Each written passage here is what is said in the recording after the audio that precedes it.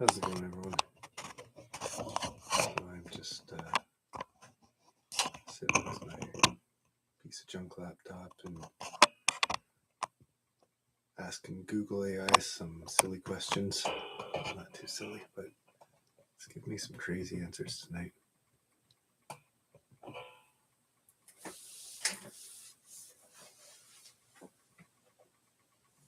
So I spent tonight driving down the road, driving down the 401, and it was what I expected, I guess.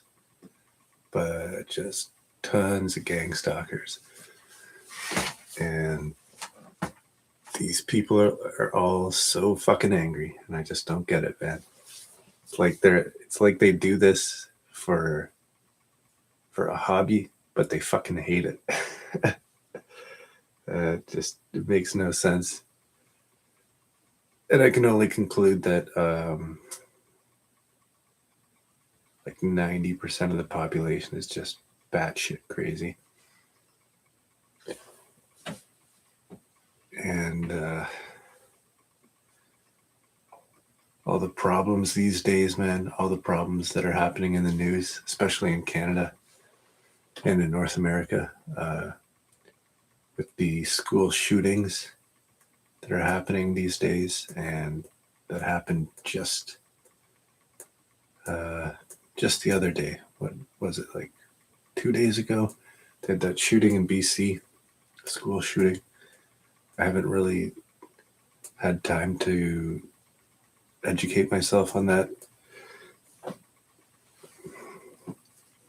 but it sounds pretty awful. But it sounds pretty typical as well, right? Like all these school shootings, they all have the same elements and similar characters, I guess you'd say. I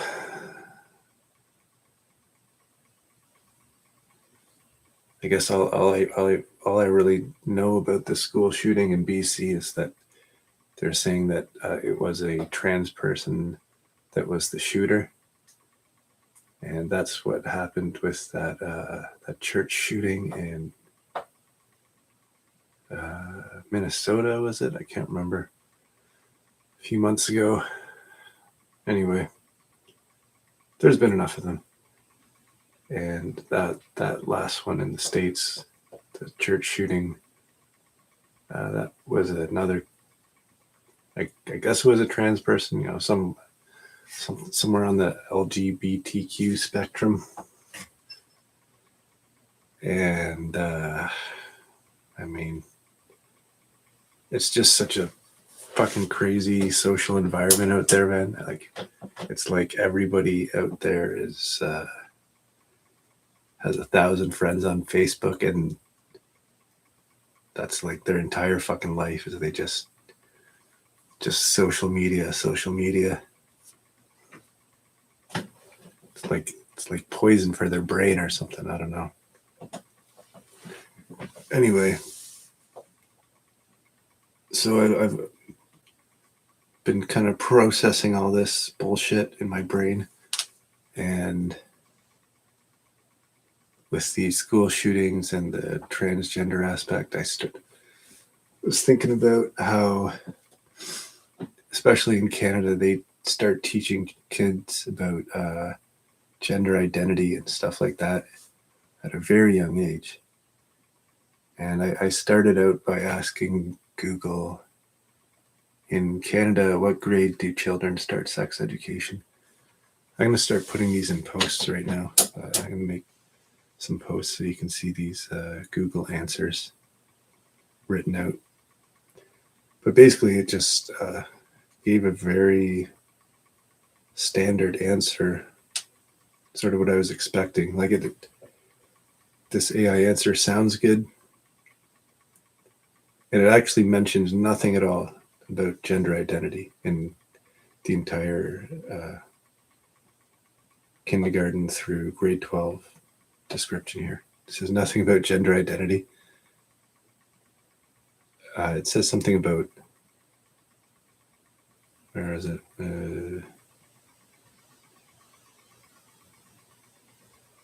body anatomy, anatomy. I can't even say that word. Autonomy. There we go. Body autonomy.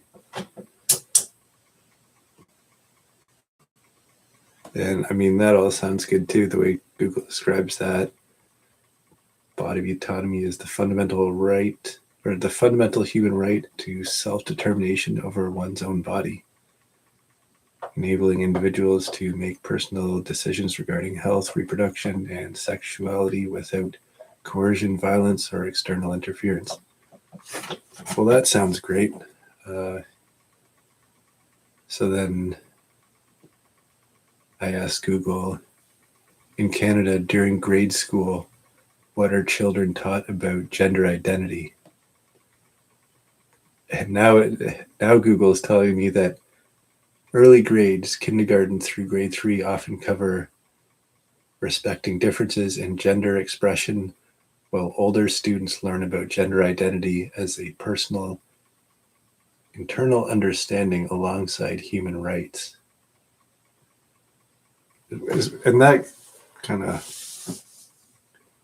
blew my mind that it's like Google is trying to suppress this. Like Google AI is like all fucking ashamed of the fact that they're teaching shit to kids in kindergarten about gender identity. Like gender identity is something that people study in university, and you're teaching like a 5-year-old, a 6-year-old that you might not be a boy, you might not be a girl. So start thinking about that right now, like way earlier than any child would ever naturally start thinking about that kind of shit.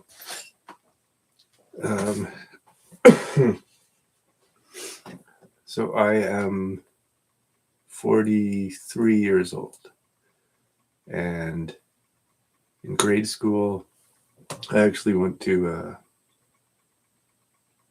private Christian grade school for a lot of, for I think grade 2 to grade 8. And so my entire grade school, there was absolutely nothing about sex education. Nothing at all. I don't even think we were allowed to say the word sex. Anyway, high school, and I was, some of you younger people might not even have heard of this. It's, what's it called? Oh, I just had the name on the top of my head. Grade 13. It was called OAC, I think. Grade 13 is something that we used to do when I was in high school. But now they cut that out a long time ago, like at least 10 or 20 years ago, who knows. Oh yeah, so grade 9 through 13 for me, there was maybe like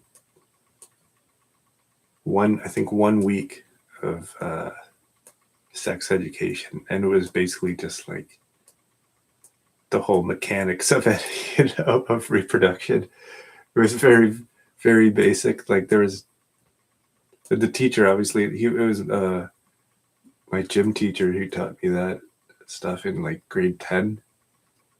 And it was like a week-long class that the entire gym class did. And it was very, I don't even think it took up the entire course period, like it was like at the end of gym class, you open up your sex education books that were like printed on paper and folded over and stapled in the middle, like 15 pages long. So I don't know. I've always thought that the idea of sex education in school is kind of stupid. But then when I started hearing about them teaching these fucking complex topics to young children, I just like, this kind of blows my mind. Like I can't even imagine what a 6-year-old thinks about topics like this. I mean, and then there's two other things. I got to start making these posts for these answers, because they're pretty fucking crazy, if you ask me. Like 2 facts that Google gave in this last answer. One of the things here is this, what's it called? A curriculum, or like a class called Sexual Orientation and Gender Identity. And the course code is SOGI123, SOGI123.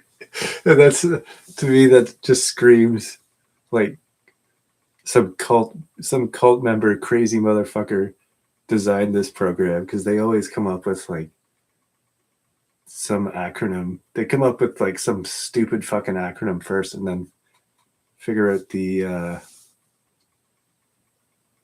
words that are going to represent those letters.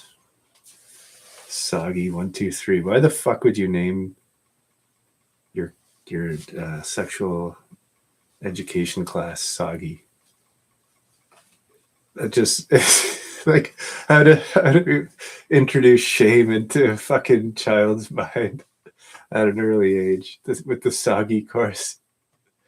That's fucking retarded. And what else do we got here?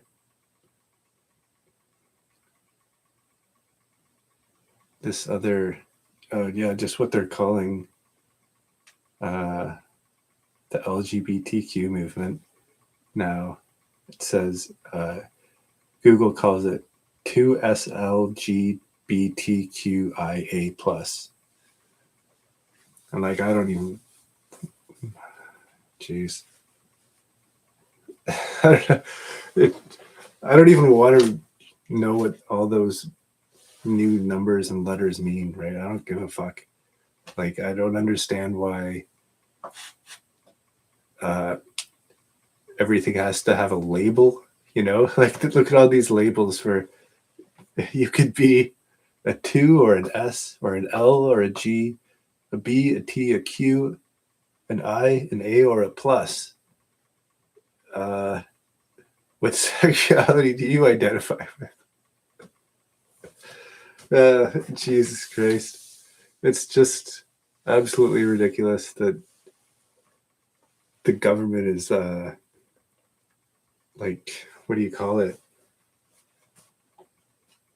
Like defining different categories for different sexualities, and then writing it down in a textbook and teaching this to children and telling them they got to fit into one of these boxes. Which box do we check for you?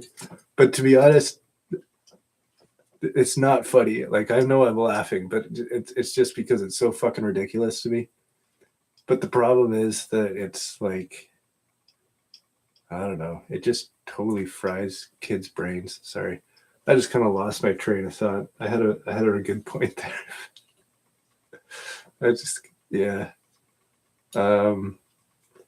It's not funny that the government needs to label, categorize and label people's sexuality. I'm not like speaking out here because of anything personal. Like, I know who I am. I am a straight male. And the thing that really blows my mind is how much people judge me, I guess you'd say. I don't know. Because I know I get judgment. People kind of shame me for, I don't know, maybe it's the way I dress, because I like jogger jeans, right? Jogger jeans are by far the most practical pants ever made, right? They're like denim with maybe 5 to 10% elastic in there, or like elastomer, whatever it says on the label. And it's got elastic cuffs and an elastic waist and a drawstring. So they're like track pants basically, except they're like almost bulletproof. Like, I've fallen off my bike so many times and slid on my knees, and I'm still wearing the same jeans. They haven't even shredded. It's amazing. So that's my opinion on pants, I guess. But because they're form-fitting, like they're not even tight at all. But because they're form-fitting, I think like retards look at me and say, "What a homo," you know? Look at those pants. But they're actually, like I said, you put me in a fight with some baggy pants wearing motherfucker any day, and I guarantee I'll like kick him in the head while he's tripping with his fucking waist around his knees and falling on his ass, right? Oh, and I also wear suspenders. It's like the ultimate pants setup, right? So people can judge me how they want, but you know, tell that to my face and I'll fucking kick you right in the fucking face while you're tripping over your pants. So anyway, I guess my point was I think all this fucking weird sex education that they're giving to kids these days is just making them focus on the wrong things. Like, why are like kids should be in the playground doing stupid things, I don't know, building stuff, playing on the monkey bars, but instead they're like talking about this fucking crazy shit they learned in class and learning really early to judge each other and categorize each other and hate on each other for things that only exist in their head, you know? It's just mind blowing.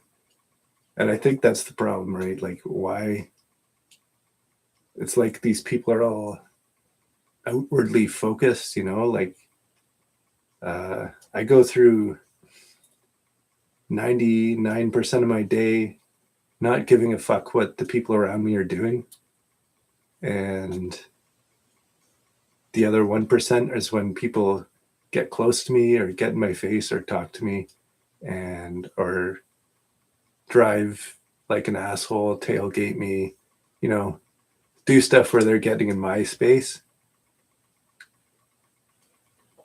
And yeah, that's when it becomes an issue for me. It's like, why are these people focusing on me? Don't they have something more interesting to do?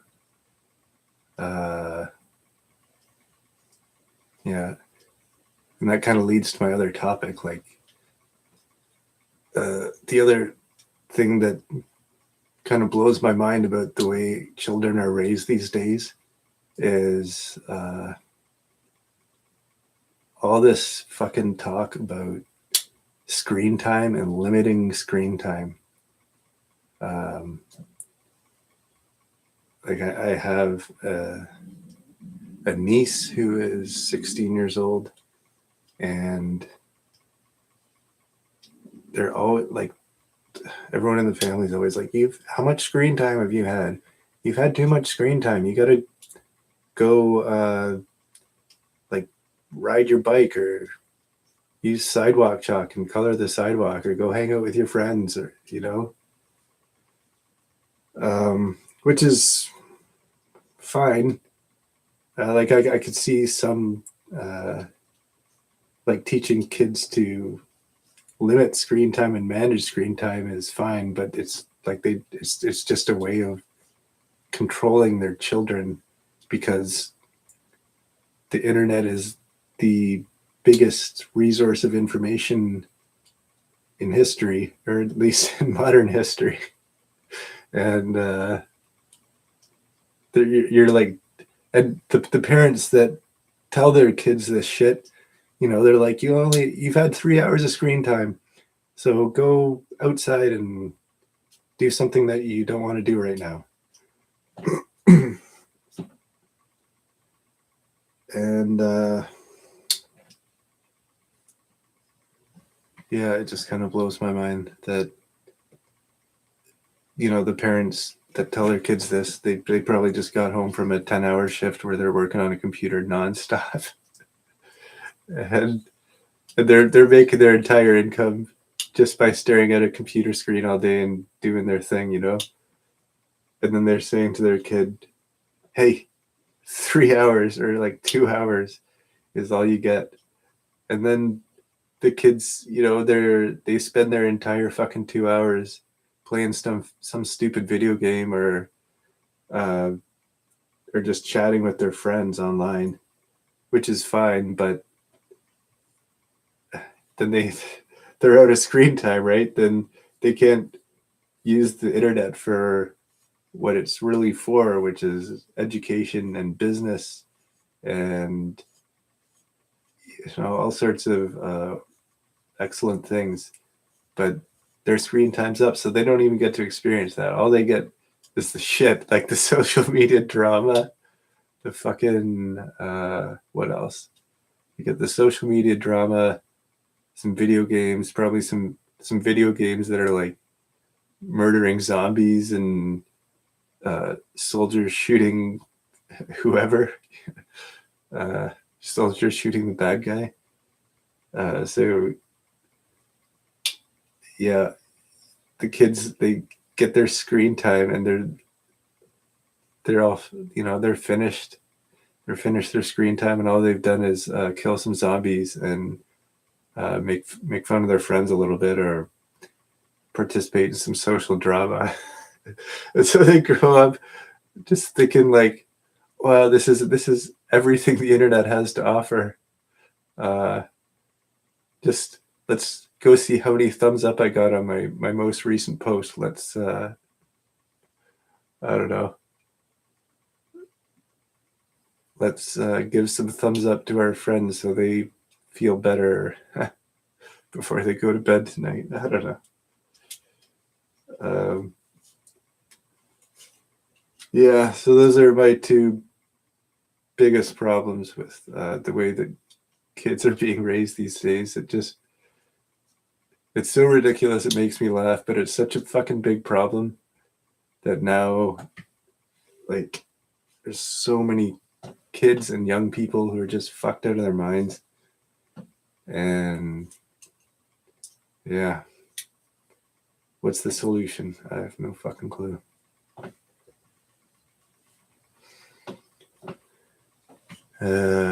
Anyway, how about, what's the solution? Just end the sex education in school and give kids more screen time. Easy enough. And that'll probably solve a lot of fucking problems. I mean, if I had spent, let's see, did you get that metal out of the wall? Was that from the post I made earlier? No, I'm not touching that because, it's a really fucking complicated situation, dude. I really don't care what I talk about on this live stream, so I've kind of done my rant on children education. Yeah, thanks for watching, man.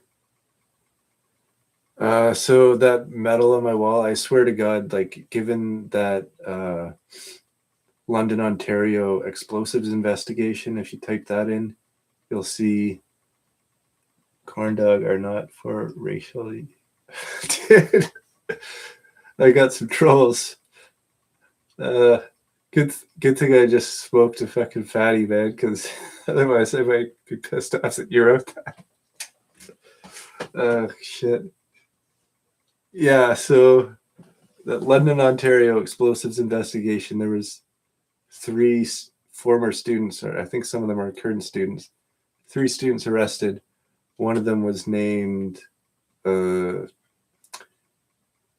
something Wang. It was one of those double names like Zukin and Frank. I don't know. Anyway, his last name was Wang, and my landlord's last name is Wang, and they're fucking completely out of their mind, terrorist, immigrant, insane motherfuckers who are just here to destroy Canada in like every way they can.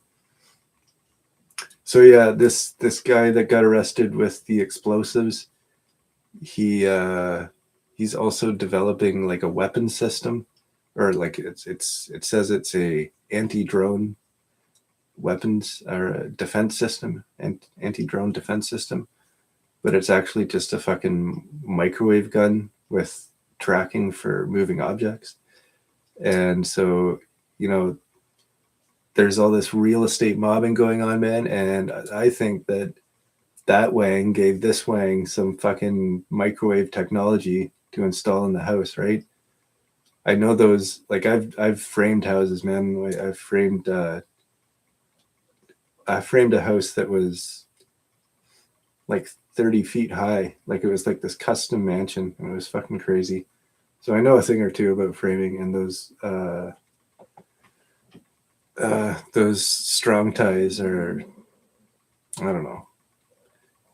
I mean, I could see that there could be a point in using them there, but there's really no point in having those there, in my opinion. So I don't know what the fuck they're doing. Like I think they could be basically an antenna for an electronic weapon, because you could hide all the electronics in a different part of the house, like upstairs, right? And just have standard wiring going to all the outlets. And even without those plates, like you can basically use any piece of metal, like any like an HVAC vent or wiring. You can use any of that stuff as an antenna if you want. If you pump the right fucking frequency or the right type of electricity through that piece of metal, it's gonna pump out like EMF microwaves and shit. So you could hide a fucking microwave weapon in standard house construction, you know. Let me just catch up on the chat here. I've just been ranting.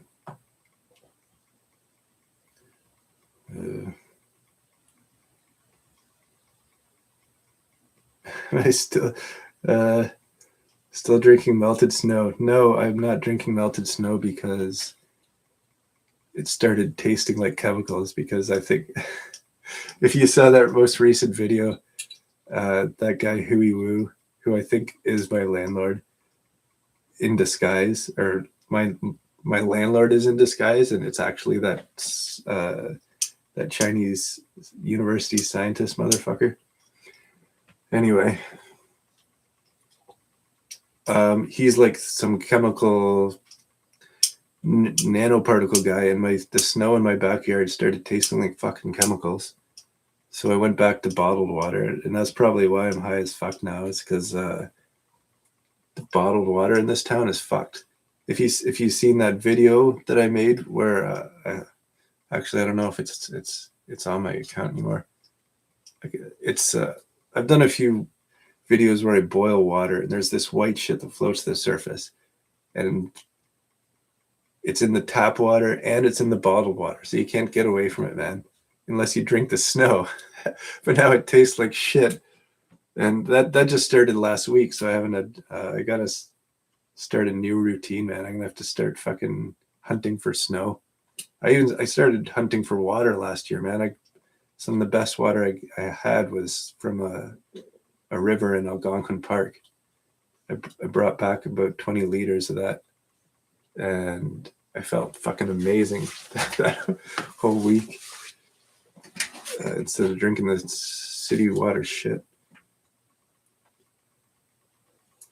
Okay, let's see. Melted snow. Yeah, I'm drinking. I'll be drinking melted snow real soon.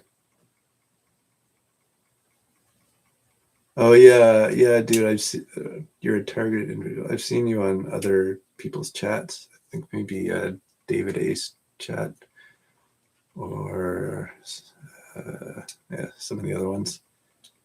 Alternative homesteading. She does some good live streams. She has really good info.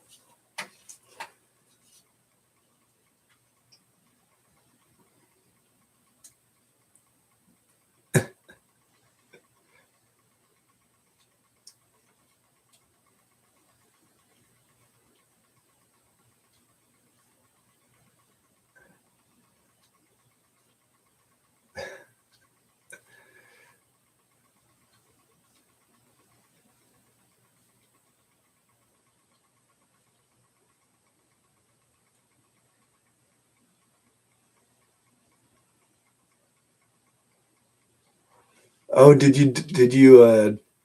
put a did you put a piece of 2x4 on the back of the deadbolt so you can drop it off?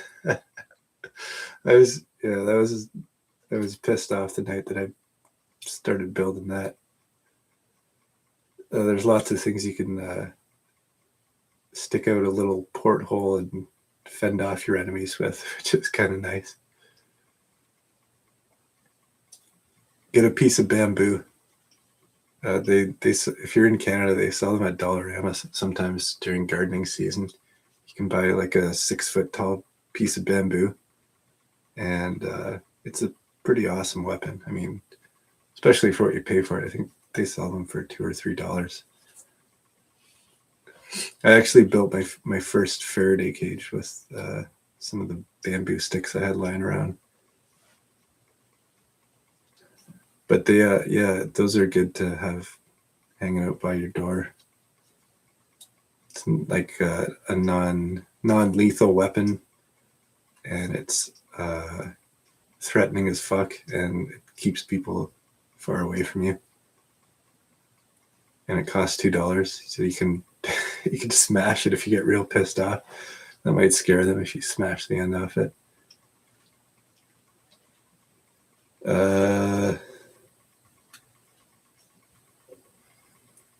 Satellites are melting my teeth. Yeah, fuck, man. It's hard to figure out where all the frequencies are originating from. Sometimes it's houses. People are so fucking out of their minds these days that they install like more powerful electronic weapons and things like commercial vents, like in like the plaza behind my house has lots of electronic weapons that are pointed at my house, and they're all in the vents. But I'm so fucking suppressed right now. Like, I got that beating from the police about 8 months ago or something in the summer. And since then, I've realized, like, I've had some fucking crazy police show up at my door, man, that were just out of their minds. And some of them look like they're fucking high on meth, man. Like the one cop that first showed up at my door that time I got beaten, man, oh man, it's hard to describe. Like it's like that classic 80s tweaker that you'd see on a film where he's just like, oh my God, I can't believe this is happening. Yeah. Like there was just moments like that where I'd look at him and he'd just be like take a deep inhale, like, oh my God, you know, like some of the police that show up at my door are fucking fucked up people, man. So I can't like tear down the vents on the fucking in the retail plaza, and I can't really break into the upper apartment in this house and see what the fuck's going on up there, because the police will throw me in jail and I'll probably die there. Man.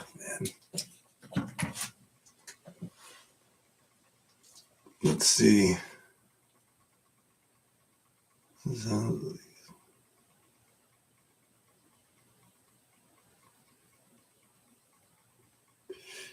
Should hire some.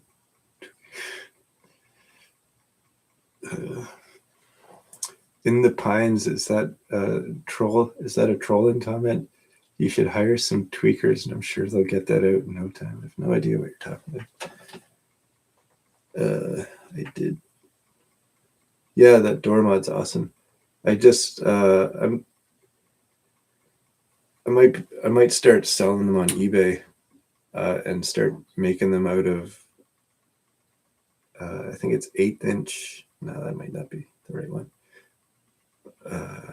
Like 16th inch cable, like a multi-strand cable, because the little ropes, that when you make them with the ropes, it tends to stretch a little bit. So yeah, they gotta keep tightening it up and wrapping it with electrical tape, or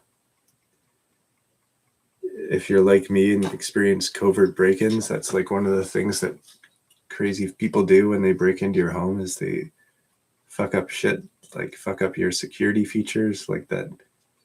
I'd show up, like I'd try and use my little door lock, my little string door lock, and it would be way too loose, and the tape was all peeling off, and I'm like, wow, that doesn't seem natural. It seems like someone came in here and fucked it up. How much for painting? I might make a painting too. I might start selling some stuff on eBay. I'm just trying to get the fuck out of this apartment because it sucks,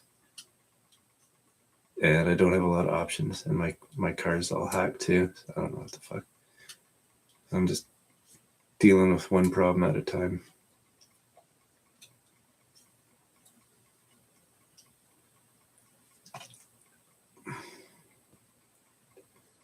Did they shut off my water and heat? I shut off their water because they didn't maintain their heat. I guess I shut off both of them in a sense, but it was because both of them were a fucking massive health hazard to anyone who enters this house. And the people who should be in charge of that were not doing their jobs. If there's white shit floating to the surface of your water, the city should do something about it, but they're not. If there is an unregistered basement apartment, the city should do something about it, but they're not. If there's a fire escape that is not standard or not big enough to make this a legal basement apartment, then the fire department should do something about that. And actually, I thought it was pretty standard procedure that if you live in some dilapidated piece of shit, then the city's going to show up and give you a new place to live and give the landlords a whole bunch of paperwork and fines, right? But that hasn't happened. They're just, it's because they're fucking, yeah. It's because the landlords are like connected, they're the perpetrators. They're like scientists, they're university people, they're quote unquote respected, but they're total fucking psychopaths. They're sadists. They're like out of their mind and highly educated and probably high as fuck on meth too.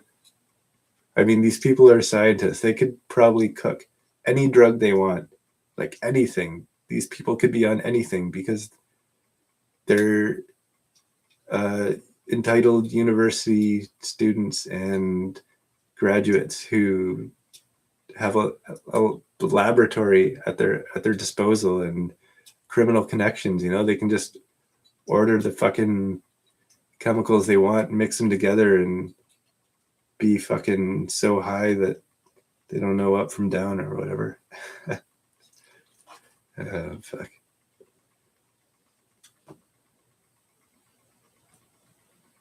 So yeah, the water. Let's see. The problem was the HVAC vent.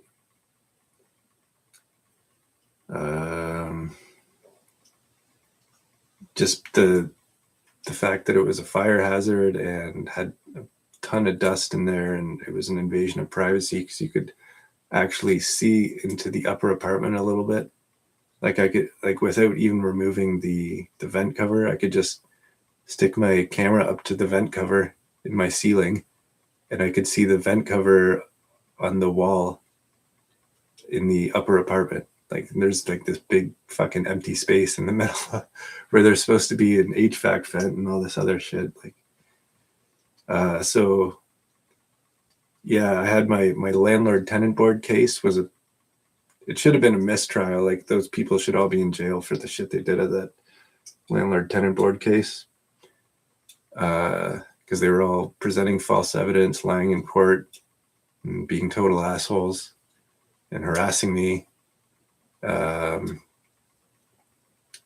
But they basically ignored the fact that that vent is not up to code, and this apartment is unregistered. And the city, this last time I talked to the city about it, they said they've given the landlords an extension on their September 3rd deadline, and when they were supposed to decide to either demolish this apartment or get it registered. But given that I have ordered 2 inspections from the city building department, and they showed up 2 times, and they didn't do their job. They kind of poked around a bit and looked at the different rooms and said, oh yeah, there's not supposed to be any walls or any kitchen or a laundry room or a bathroom. Actually, I think there was supposed to be a rough-in for a bathroom but there's not supposed to be any plumbing other than a rough-in.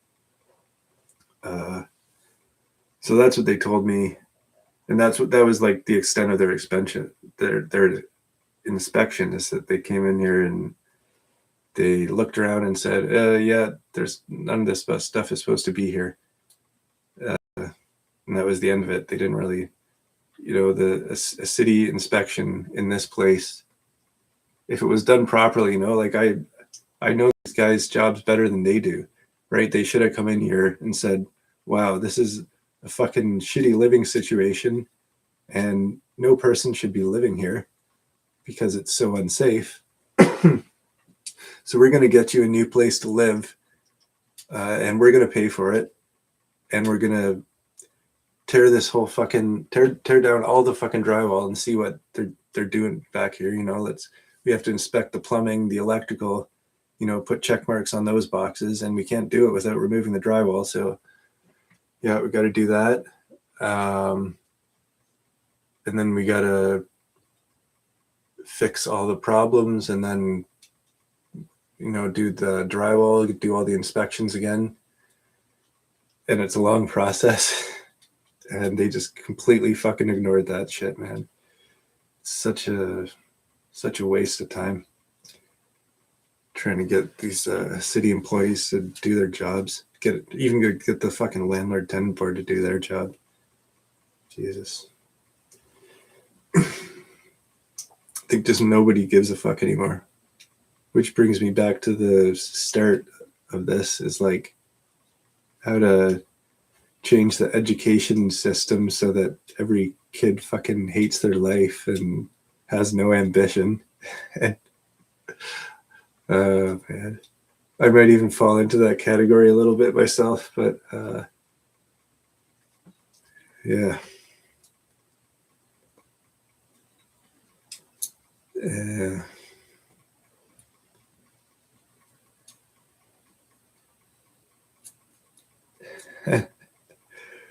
Oh man. Yeah, so you want me to dig that metal support thing out of the wall? Well, I haven't even touched it yet, because if it is hooked into the electrical system, then it could kill me. So I don't really want to mess with it. But I'll find some sort of solution. Maybe not a good solution, but I think I did a pretty good job at the landlord tenant board defending myself, and I got absolutely nothing, absolutely no reward. I even got a punishment for that. I got evicted from this apartment, and I'm a squatter right now because I was evicted on the 31st, and I'm just waiting for the sheriff to show up and tell me to get the fuck out. So we'll see what happens with that. Maybe I'll do some more live streams at some point and update on the situation. But right now I'm just moving shit out because this place sucks, and yeah, I have no fucking clue why I've spent so many years living here. Probably because of all the fucking problems that get thrown at me.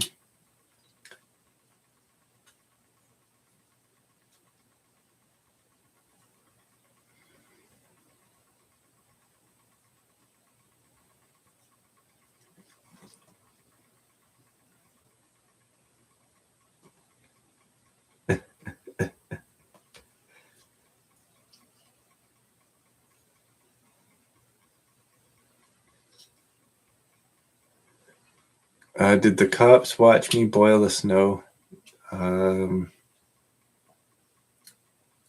No, but the interaction I had with the police, I think it was the one where they kicked me out of the garage. I kept telling them,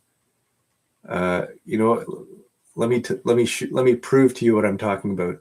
Let's go down to my basement apartment. Inviting police into your apartment's probably a big mistake, but I've done it enough times. It doesn't fucking matter. So I invited them into my apartment to watch me boil the tap water to see that white shit float to the surface. They said we don't have 5 minutes to worry if the city drinking water is poisoning the entire population. We got better things to do. We just spent 3 fucking hours fucking talking shit to you and evicting you illegally from the garage so you don't have access to the electrical panel. We just spent 3 fucking hours, and 3 cops and 3 cruisers showed up for that. But they don't have 5 minutes to look at the city water that shit floats to the surface when you boil it. Like, it just blows my mind, man. It just fucking blows my fucking mind.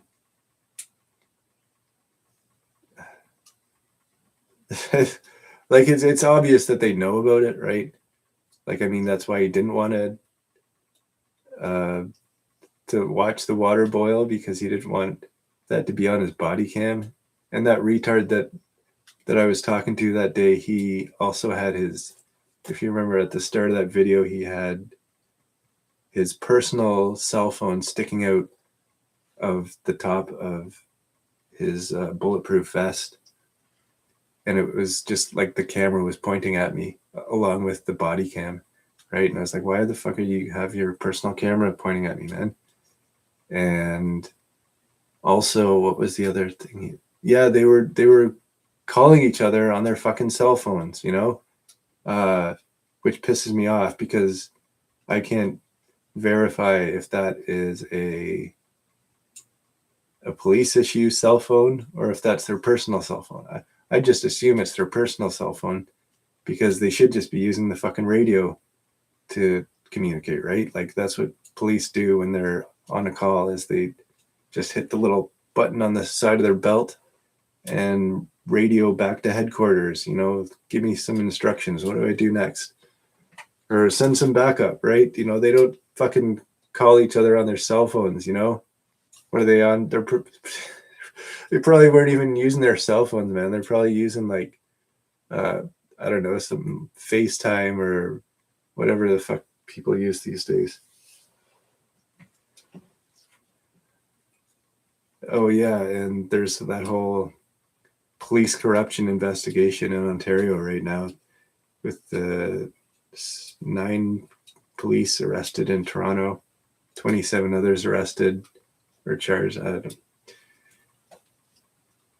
So it's quite obvious that there's lots of corrupt cops being total psychos during their day job or night job. Actually, yeah, I try and avoid the night police and the weekend police. If I have a choice of when to interact with the police, it'll be during a weekday day shift, because I figure it seems to me that there's more legitimate cops, or more I don't know, better cops. Maybe they're better than the weekend cops, that's for sure. Let's see. I think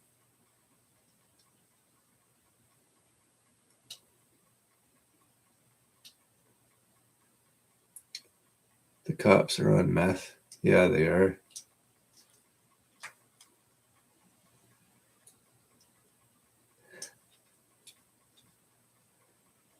Oh man, there's lots of things they should do.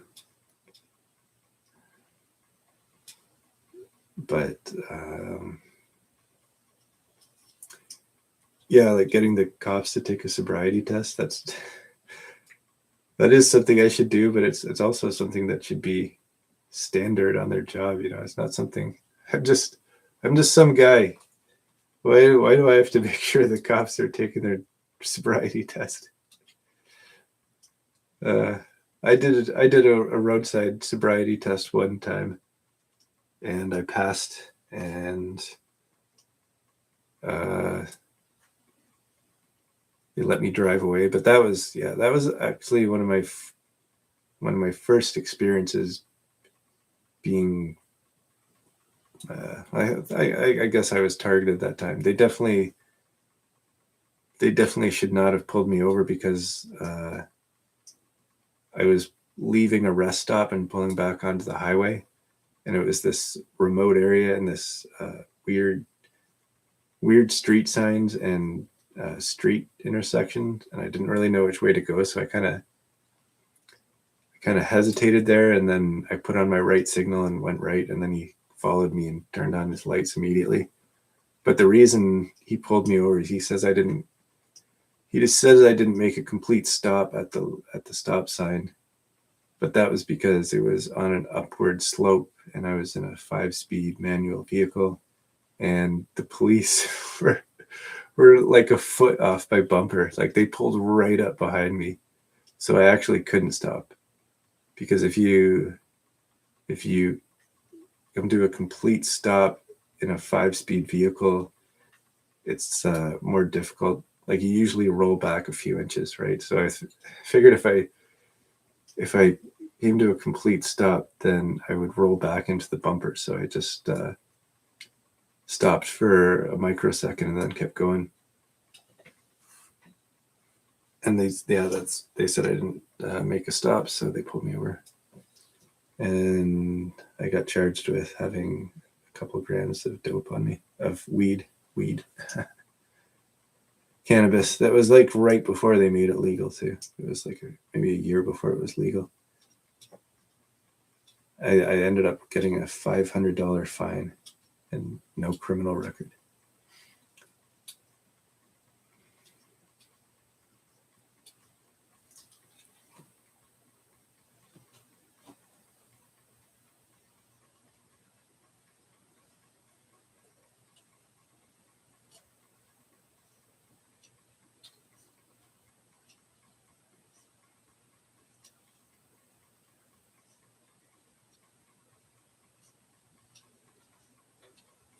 Right. I think I lost my audio. I guess I probably smoked too many doobies. Speaking of which, I think I'm actually done ranting for tonight, because that's all I really wanted to talk about is why it seems like kids are fucking out of their minds these days. But I mean, it's that was just one aspect. The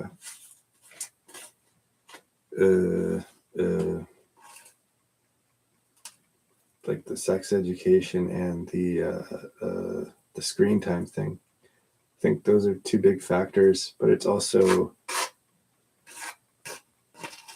the medications that they put kids on. They get kids on a pharmaceutical cocktail by the time they're like 10 years old. It's fucking insane.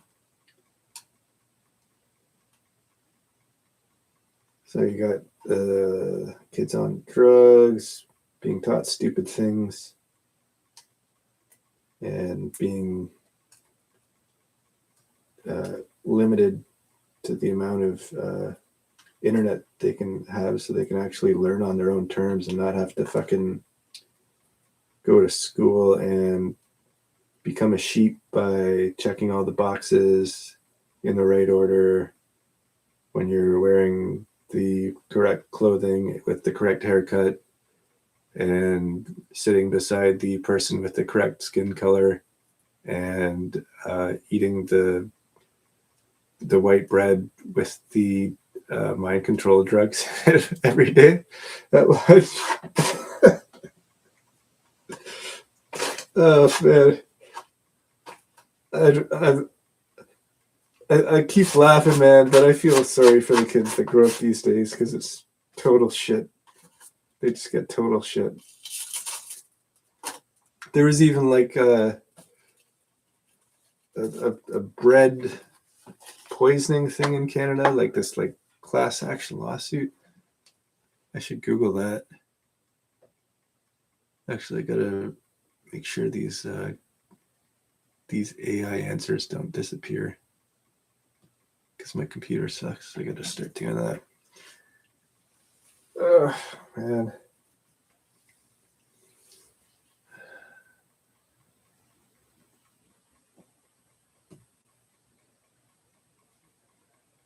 Okay.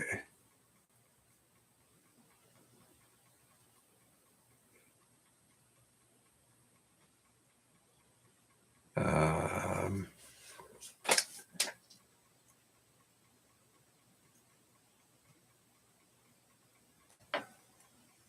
yeah, I think I might take a break from this live stream. Need to take a smoke break. Need some potato chips. Yep. Wonder if there's any way I can pause this. Yeah. I'm still trying to figure out how this whole live thing works. So I'm just going to put the microphone on mute. And maybe I'll be back. Or maybe not. You all have a good night.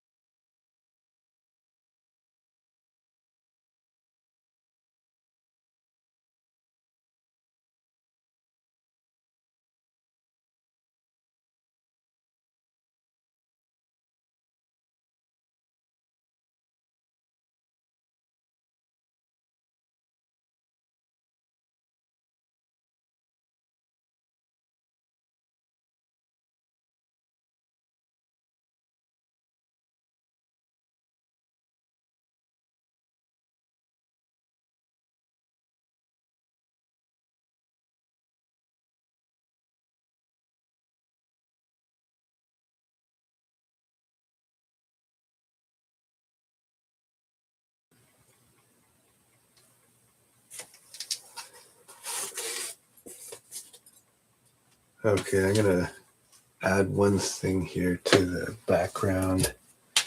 I'm gonna make a little sign that says that I'll be back in a few minutes or something. I don't know.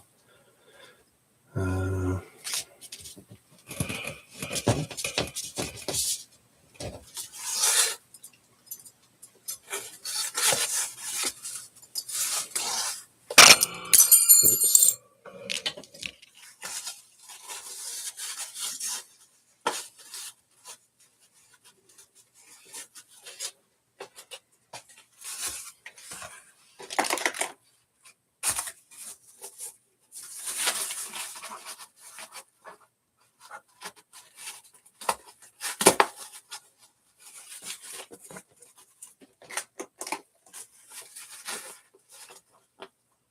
All right, I'm just gonna do a little mini art project here.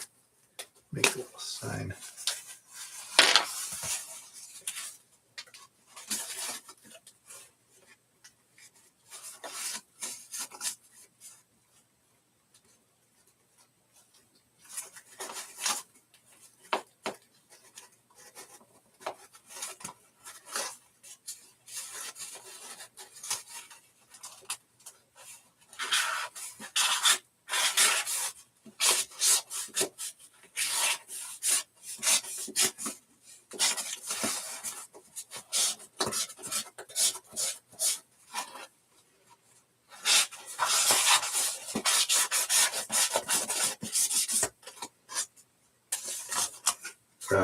I didn't do a very good job on the sign.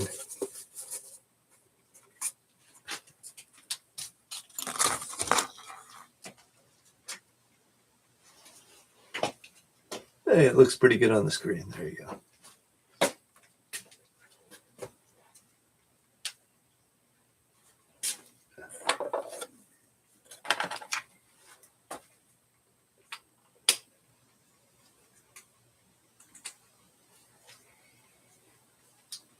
All right, I'll be back in 10 minutes.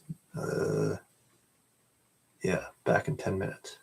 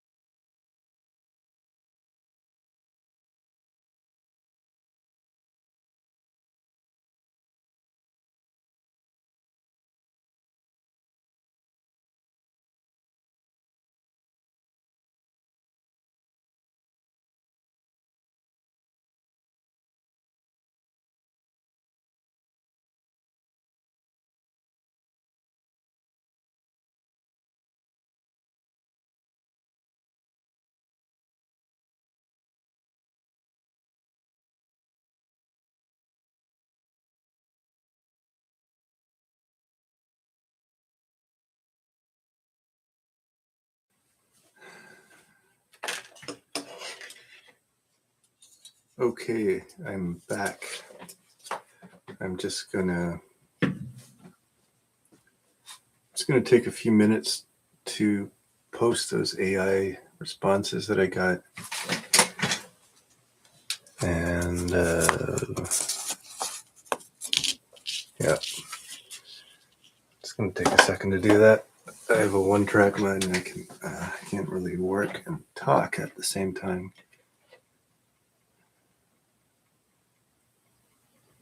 So let's see what I got here. Okay, this sex education response is what I call suppressive, I guess. Like, I don't know why Google's giving me the runaround here. They give me like this very straight edge sort of answer, and then when I ask them about what children are being taught about gender identity, then it starts telling me about that too. I left that part out. That's so fucking strange, man.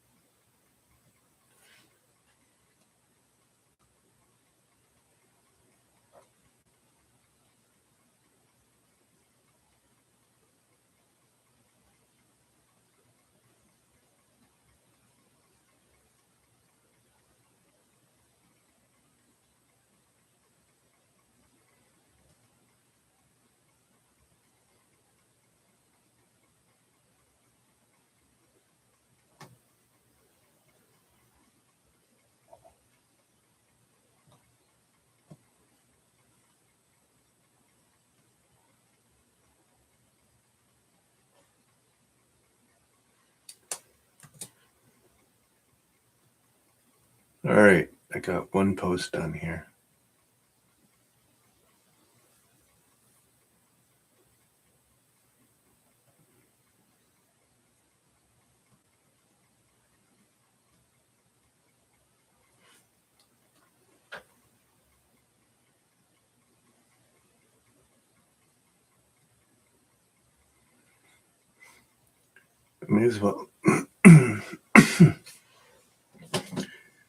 May as well post this one.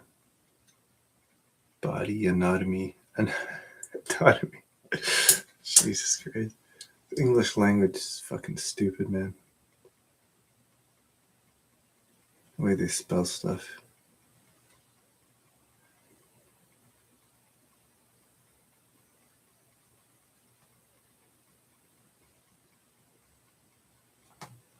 I want to post this because I don't know. It sounds really nice, and it was part of the description of what children are being taught in sex education. But it was like part of that response they gave me where it was very sugar coated. No pun intended.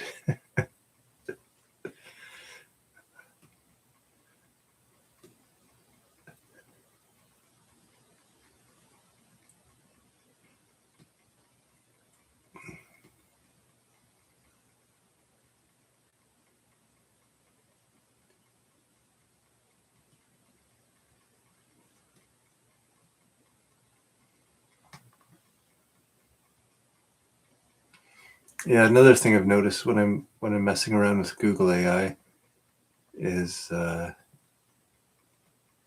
you ask it the same question twice, sometimes it'll often give you a different answer, but sometimes it'll start taking away some of the information. It'll give you a less detailed answer, and if you compare the two answers, you'll find that the first one was way more informative and had like harder to find information, or stuff that they don't want the general public knowing about, or they don't want like the mainstream news.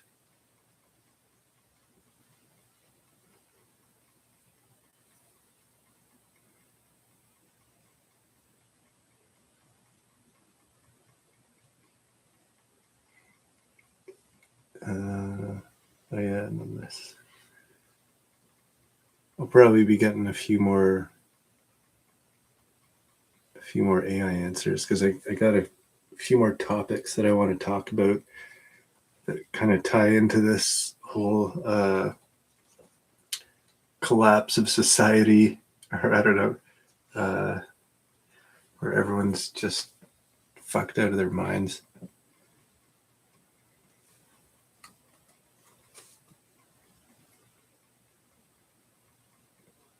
Oh yeah, speaking of which, I was talking earlier about how I've stopped drinking snow water from the backyard because it started tasting like chemicals. But that means I bought bottled water, and it's still, man, I'm on the Kool-Aid now until I get a better solution, which should be very soon.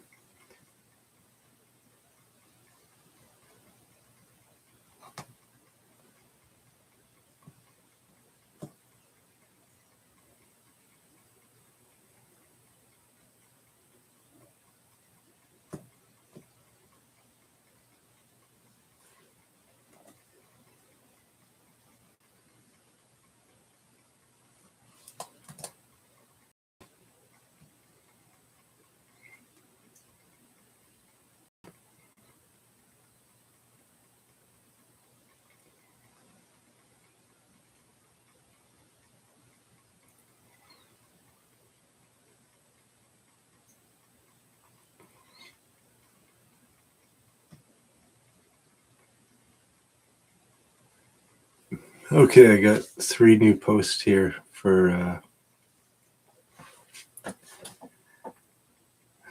the topics that I was talking about earlier.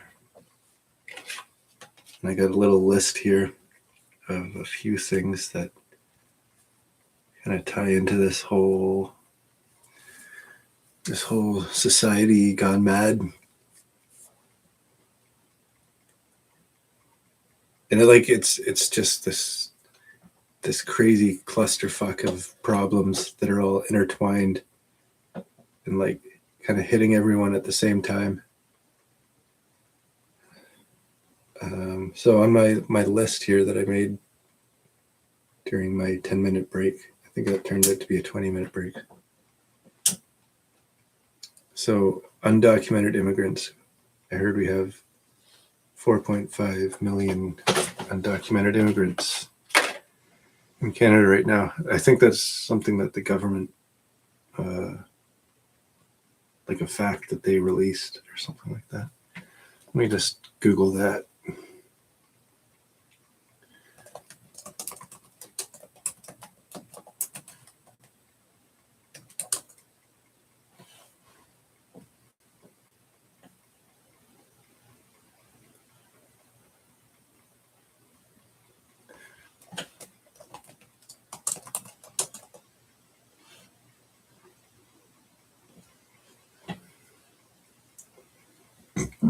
Excuse me. So these numbers don't make sense. I just got 2 AI responses here. Let me try and post these right now. So try and do a better job at this live stream. So I got 2 questions. How many undocumented immigrants in the US, and how many undocumented immigrants in Canada? The US says 13.7 to 14 million in the US. And in Canada, it says estimates suggest there are between 300,000 and 600,000 undocumented individuals living in Canada in 2024 to 2025.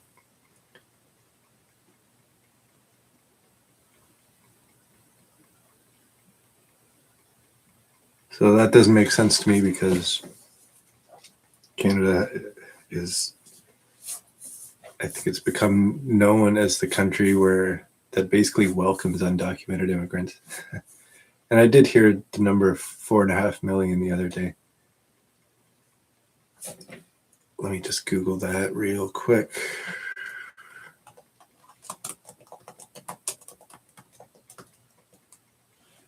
So when I type in 4.5 million undocu, it suggests undocumented immigrants in Canada. So I don't know if that's just a rumor. Google's definitely heard of that. It's still giving me the same number, 300,000 to 600,000, far lower than 4.5 million. I don't know. I'd believe that 4.5 million, just given that, well, yeah, there's a lot of possibilities out there. That just made me think of one other thing I want to ask Google.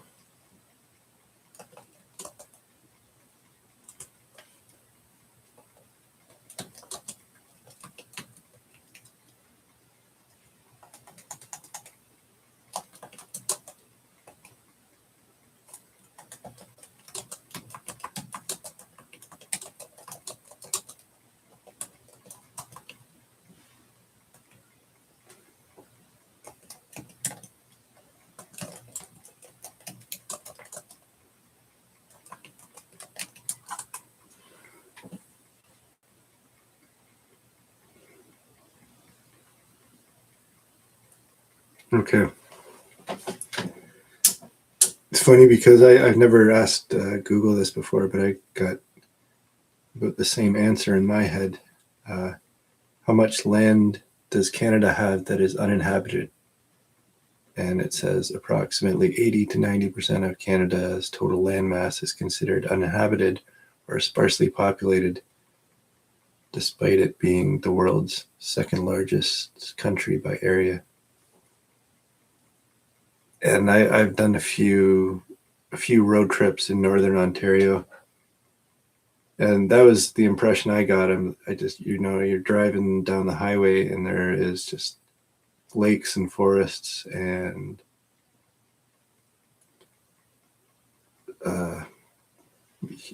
huge empty spaces between this like the grid of highways, and it's a pretty sparse grid of highways. So yeah, just given that there is 80 to 90% of uninhabited land out there, I mean, that just could be anything, right? It could be anything. They could have I don't know, all the things that you see in Hollywood movies, like underground cities and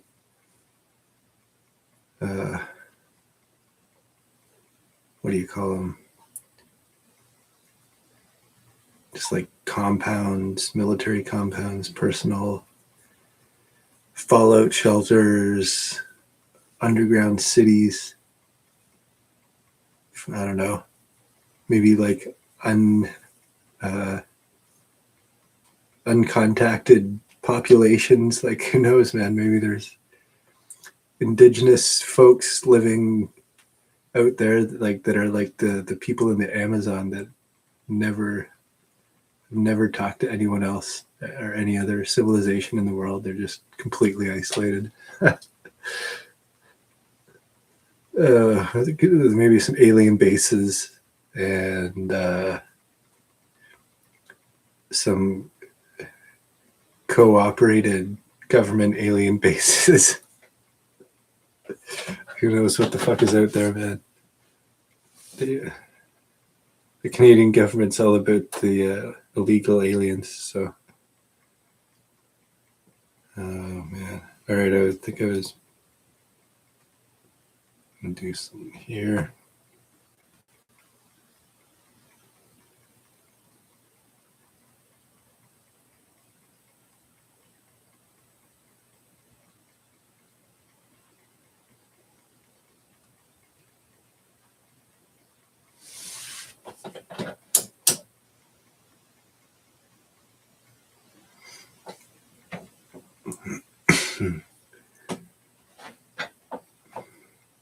Yeah, Canada's got some crazy stuff going on, man.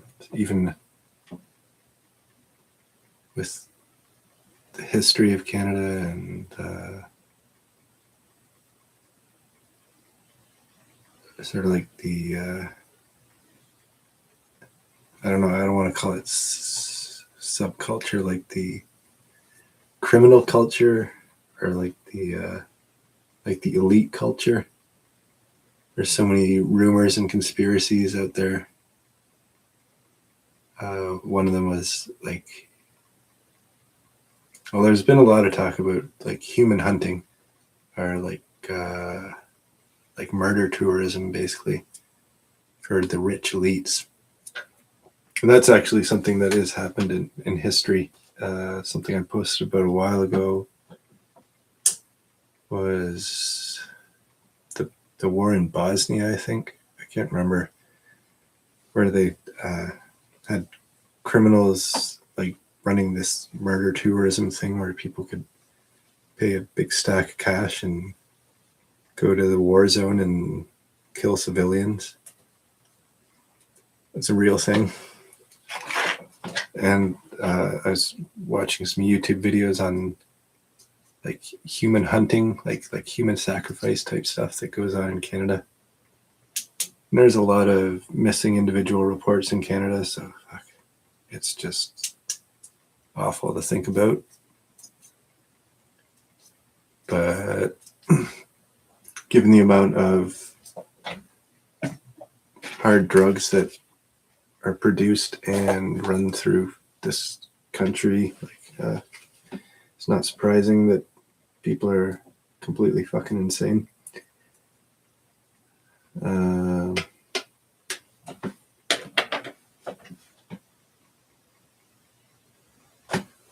trying to make a post here.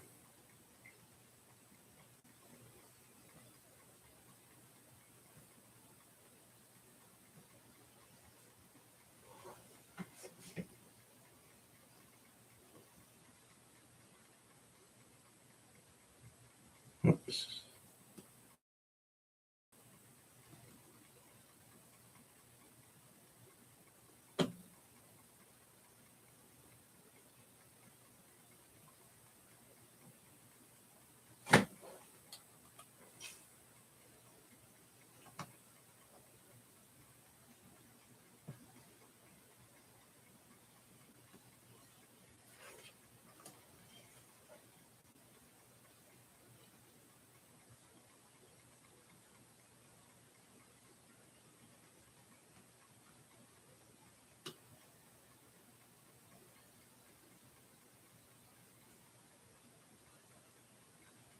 All right, I've got another post here. It says 13.7 to 14 million undocumented immigrants in the U.S.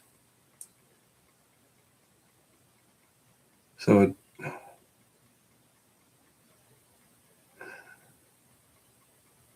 everyone's super sensitive about race issues, which is another thing that pisses me off. Like it's not even a race issue these days, right? It's like a fucking math issue. It's it's right here, 13.7 to 14 million people. That's math, that's people that you got to account for and I don't know, tax and provide services for. Like it affects everything, right? That's why our country is not built to support this excess population, which is why it's total shit now, because there's so much competition. All these immigrants want it to be their country, and all these Canadians don't realize that it's being stolen from them. One company at a time, one house at a time, one business at a time, one vehicle at a time. That's another thing I've been thinking about is gas vehicles being an important resource. I mean, there's people driving vehicles from the 60s Lots of people driving vehicles from the 70s, and they restore them and they keep going. But with all the gang stalking that's happening, man, and all the car accidents, the chaos on the roads, it's these fucking psychopaths that drive around in like clusters. That's what you see on all my driving videos. Is like that's pretty obvious to me. These gang stalkers, like, they don't do it 100% of the time, but they tend to travel in packs, and they're all tailgating, and they're usually speeding too, and sometimes speeding excessively. But it's fucking absurd, right? Like there's all this chaos on the roads, man. People being run over by vehicles, car accidents, like crazy car accidents, multiple car accidents, or multi-car accidents, I mean. And yeah, like when that happens, I mean, if it doesn't destroy $1 million worth of infrastructure, then it at least destroys 3 or 4 vehicles, like gas vehicles that they're basically outlawing in Canada, and bringing in all these fucking Wi-Fi powered shitty vehicles from China. That's what I call them now. I don't even call them electric vehicles. I just call them Wi-Fi powered vehicles, because they're total shit. They should all be scrap metal. Anyway, that's my stomach. Just been yeah. All right, so scrap metal, electric vehicles. Fuck, I hate those things, man.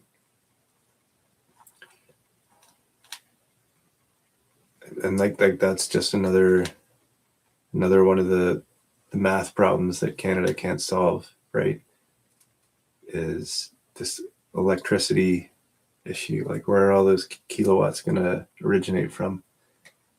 Are they, and I know they're looking into building more nuclear plants, and then there's so many problems in the world that everyone's forgot about, like the nuclear waste problem.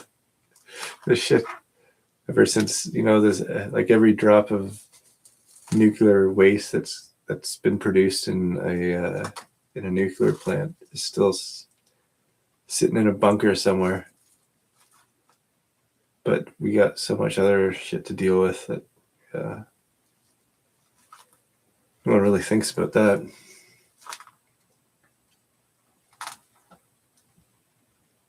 So yeah, the Canadian government is giving China a tax break on 50,000 electric vehicles for maybe next year. I don't know when they're going to be here, but it's just such a dumb idea. It just blows my mind. It's just, right? Like, we don't have the infrastructure to support a massive fleet of electric vehicles, and they're just a dumb idea. I mean,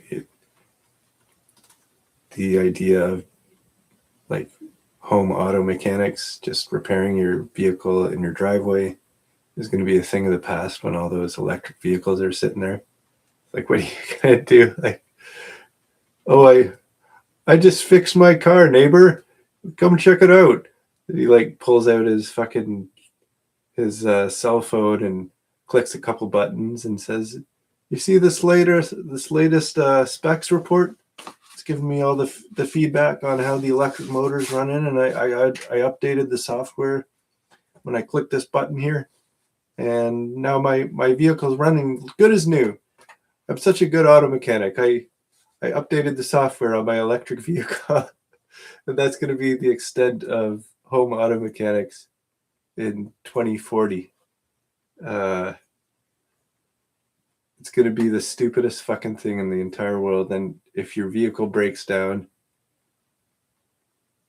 you got to take it to the shop, which I've only, my most recent vehicle, I've only taken to the shop once or twice. or some things that I don't have the equipment for. And that's the way I've always been with the vehicles that I've owned. I just do basic maintenance, minimal maintenance, just as cheap as possible. And most of the vehicles that I've purchased are basically like on their way out when I bought them. So I don't really have the ambition to like completely restore them and dump a bunch of money into them. They're just end of life vehicles, unfortunately. But I sure would like to be able to, just own one gasoline-powered vehicle for the rest of my life, and just keep fixing it when it breaks down and not have to worry about getting my electric vehicle towed to the auto mechanic shop.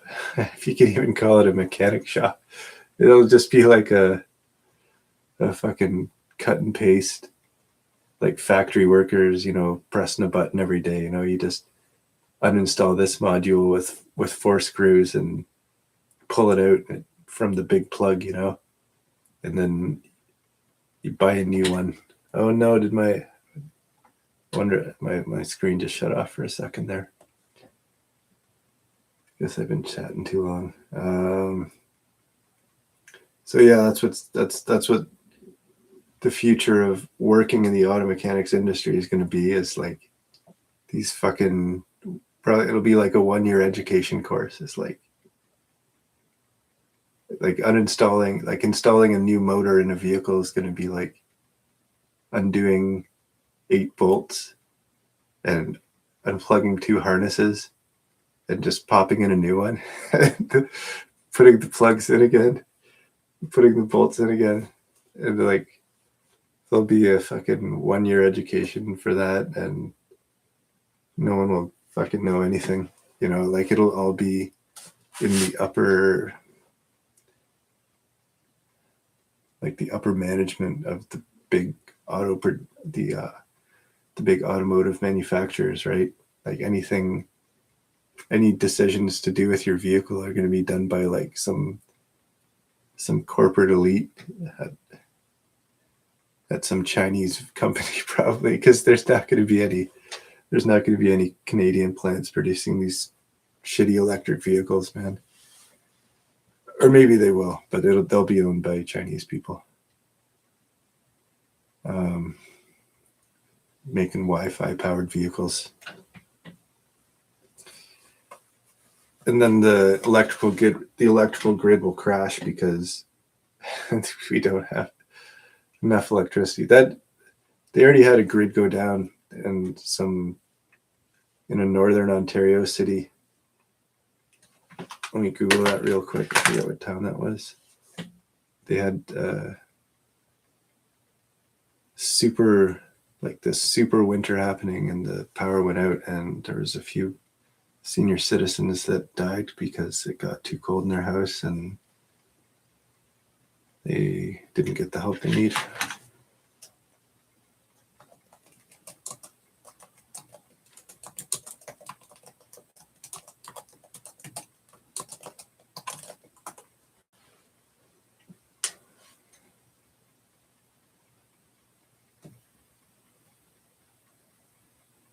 Yeah, so it doesn't show the most recent one in this list here. It says 2003 North American blackout.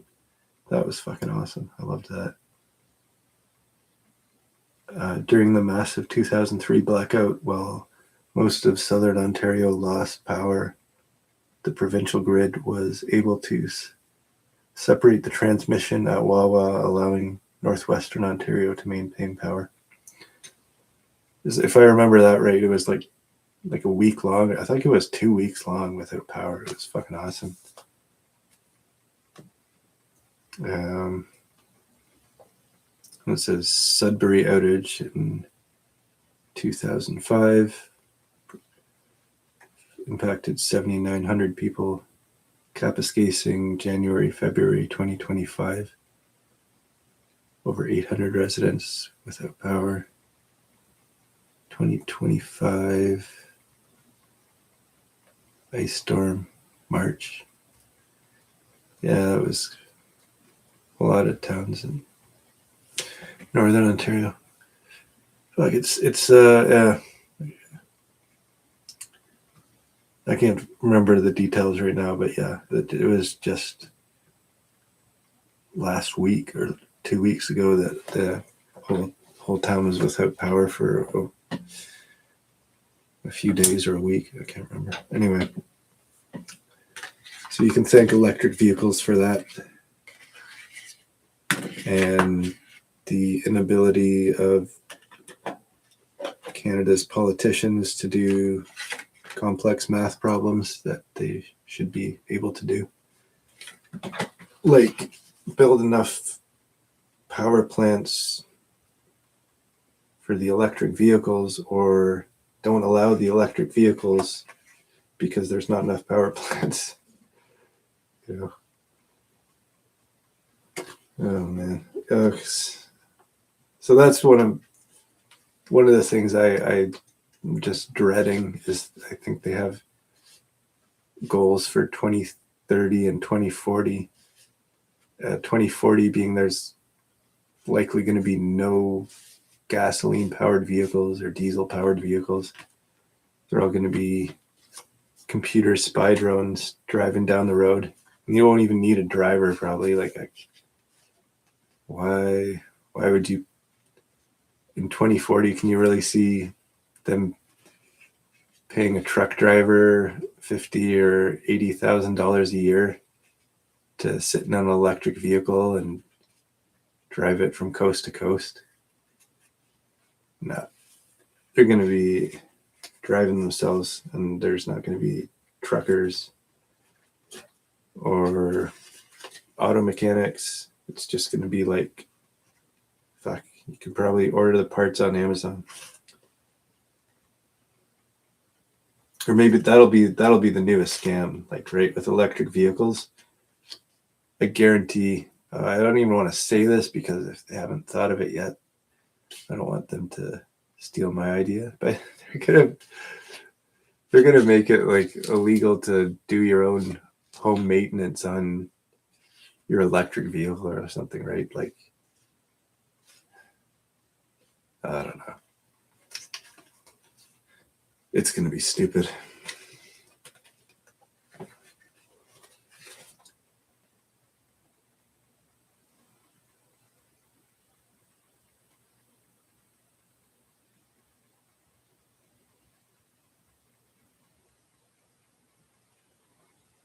Yeah. All right. I think I'm running out of steam, but I want to just mention these topics that I wrote down and just sort of talk about how they all tie into this massive clusterfuck of problems. So we got undocumented immigrants. Damn, I can't read my own writing. Oh yeah, Freemasons, human trafficking, the COM or the community, which is the new, it was out in the news just recently that the police are looking into this online, they're calling it an online group called the COM or the community. It's like an online cult, but it's like a conglomeration of like every hate group out there that ever existed. It's like they're all friends on Facebook now, and they call themselves the COM or the community. And then real estate mobbing, just because that's what's happening in my neighborhood. And I've realized that it happens on like every fucking level now. Real estate mobbing, right? Like big businesses, small businesses, small properties, big properties, personal property, like your personal belongings, which I just found out recently, which blows my fucking mind how this is happening now. And it is like these in my opinion, it is all these undocumented immigrants, and a lot of people are talking about how so many of these undocumented, like we're just basically have all the worst people from all the different countries immigrating to our country illegally. Like it's like Canada is the world's penitentiary now. There's like, I don't know exactly how it works, but it's like if they fucking hate you in India or Pakistan, they're like, go to Canada. We'll just put you on a ship and send you to Canada and throw you on the shore in Newfoundland or whatever. So I'm not a racist person, but talking about immigrants on any level is like people just throw a, what do they call it? You know, they just kind of throw up the red flag and say, "Oh, you're a racist." They label you a racist for talking about a math problem. So yeah, we got the criminal immigrants. Criminal immigrants is what I am angry about. I'm not angry about immigration. That's been happening forever. You know, I'm not a racist. It's not racist for me to fucking hate that there's a fuckload of criminals without any identification and any accountability living in my neighborhood. And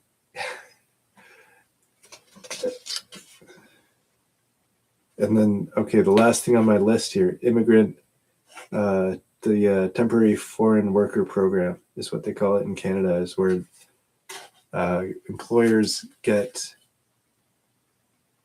compensation from the government for hiring immigrants, or for like fresh off the boat immigrants. And it's all like worked into, like, it's just like another element of this massive problem and this massive human trafficking operation. Because human trafficking has a really broad definition, and a lot of people, excuse me,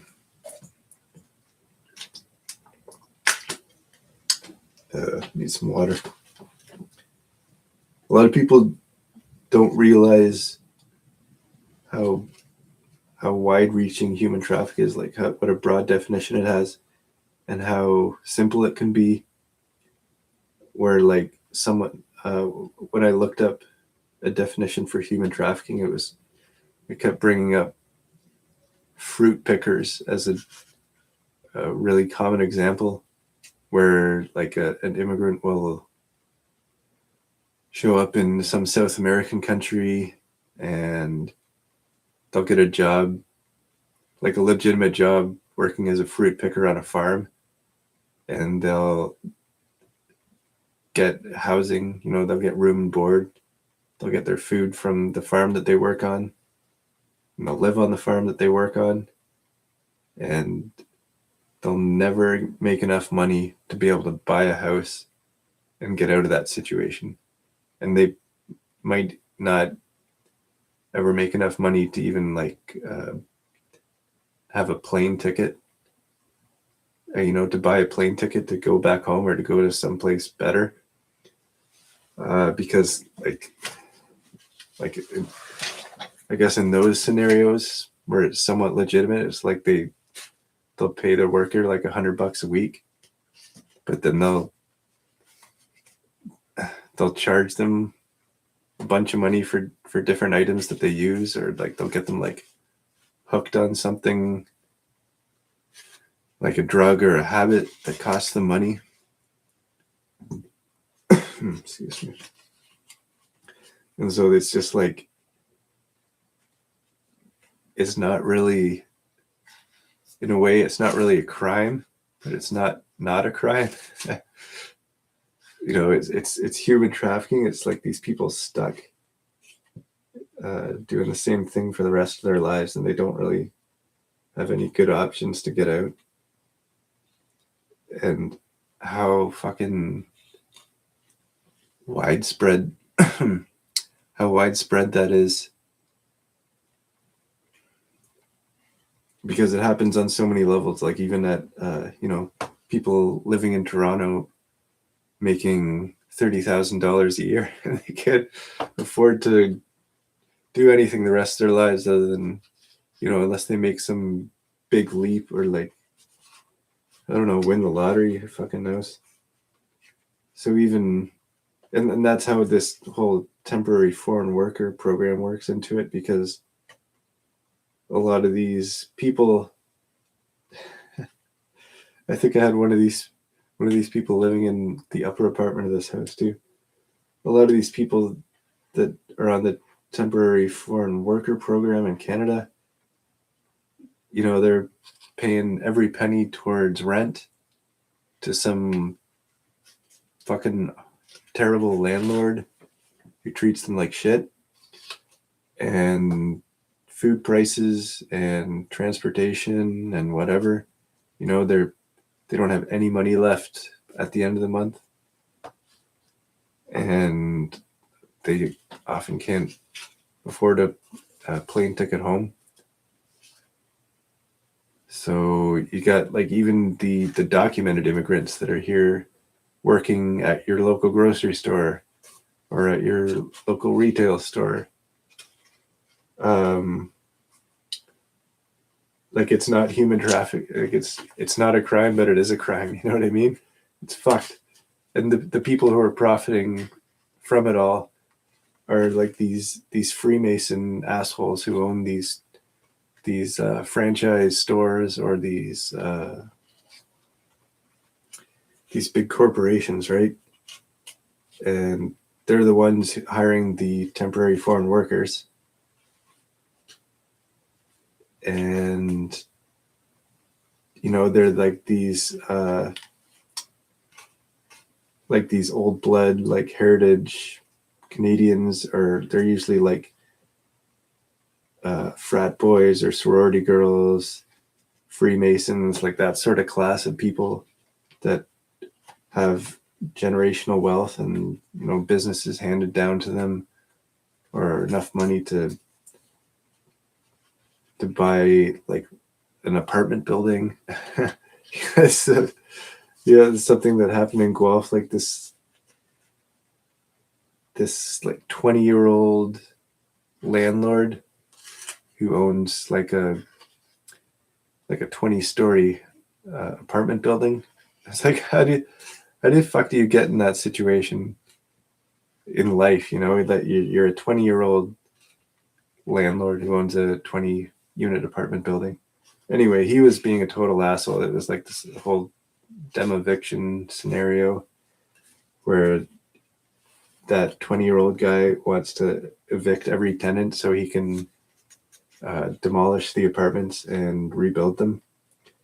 So yeah, those types of assholes are some of the people profiting from it. So they're all in on it too. This whole, they're all in on the gang stalking too, because they have the legal immigrants working for them legally, and they have the illegal immigrants working for them illegally under the table.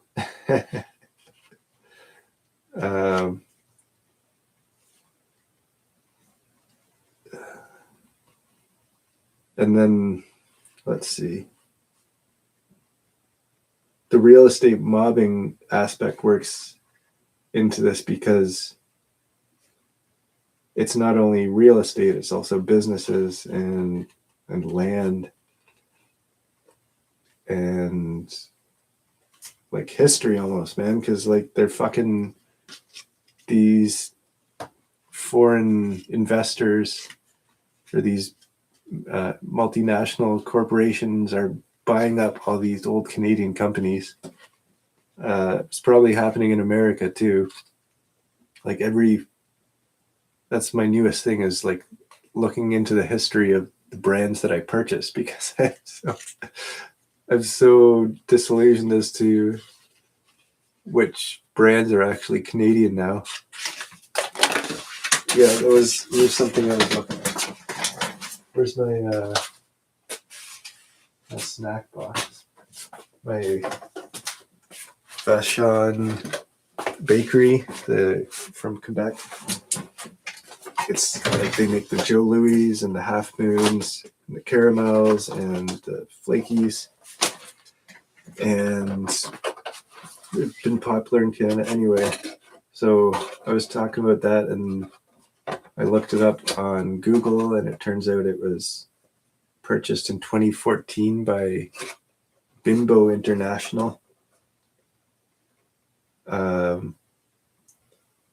That's actually why I looked into it in the first place, because this box here, I can put it on camera. So we got Vachon Bakery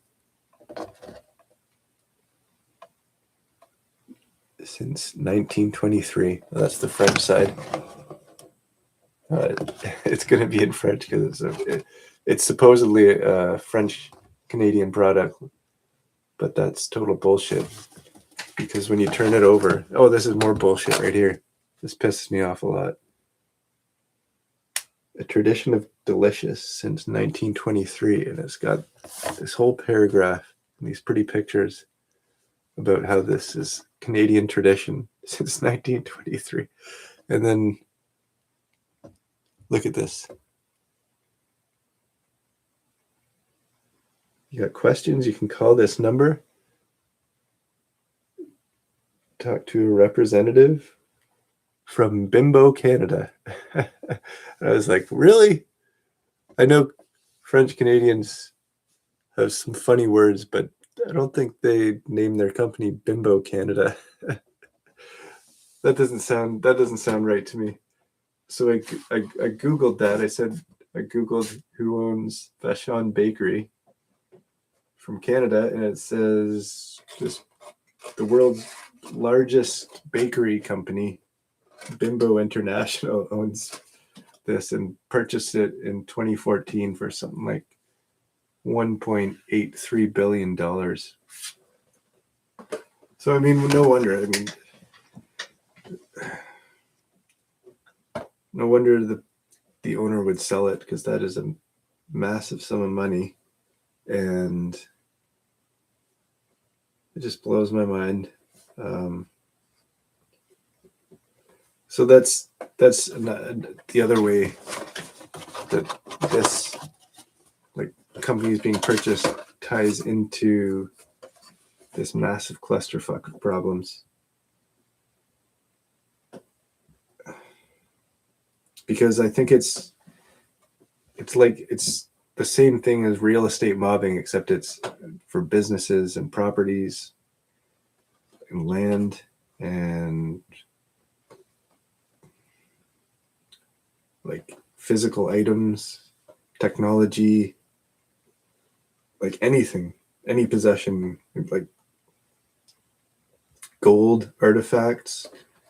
I don't know, like the whole real estate mobbing, gang stalking is very, they're like the same people doing it. It's basically all the same pot.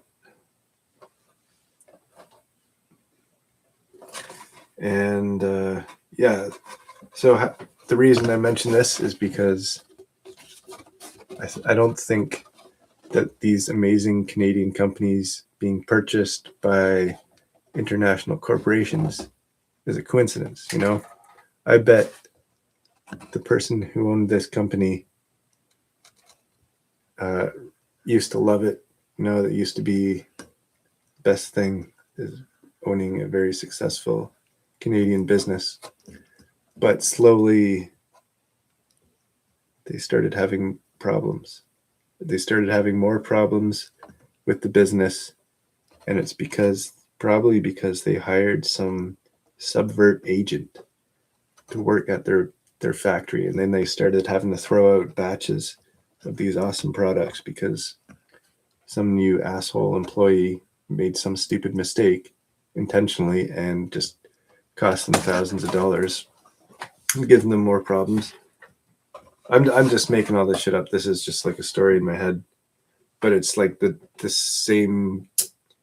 It's like the same story that happens to so many businesses that I've looked into, and I haven't really looked into this business specifically, but because I've like this mobbing shit, this mobbing scenario, this gang stalking is happening on every level.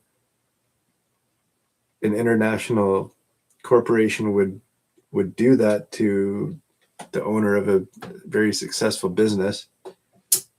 Like they would fuck up their life, fuck up their business, give them all sorts of problems so that they're not even focused on their business. And then Bimbo International comes along and offers them $2.8 million. And they're going to say, yeah, I'm tired of owning this stupid fucking business. It's just become shit in the last few years. And it seems like that's what's happening to like small businesses, big businesses. And I think that's what's happening to these international corporations too. They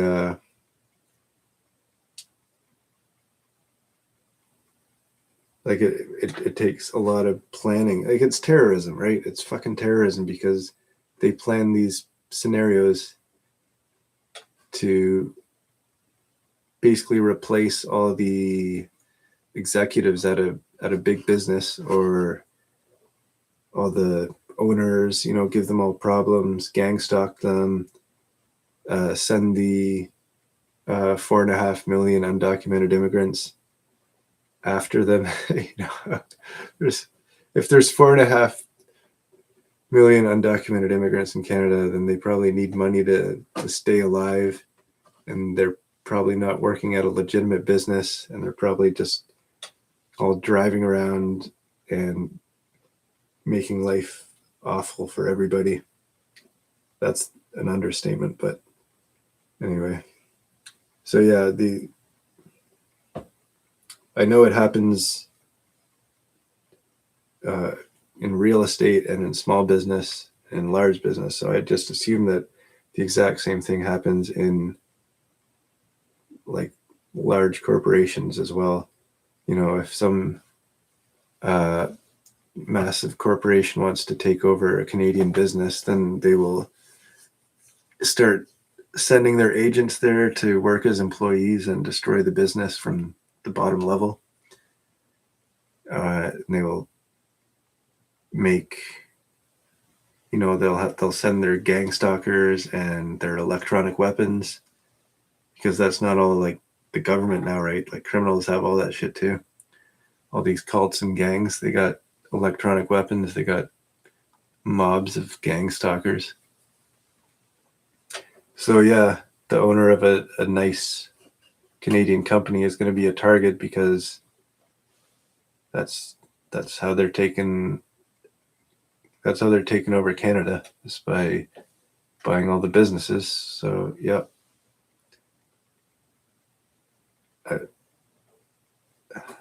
I gotta keep up to date on who owns which companies, but I didn't realize. Yeah, 2014 is when they bought this company.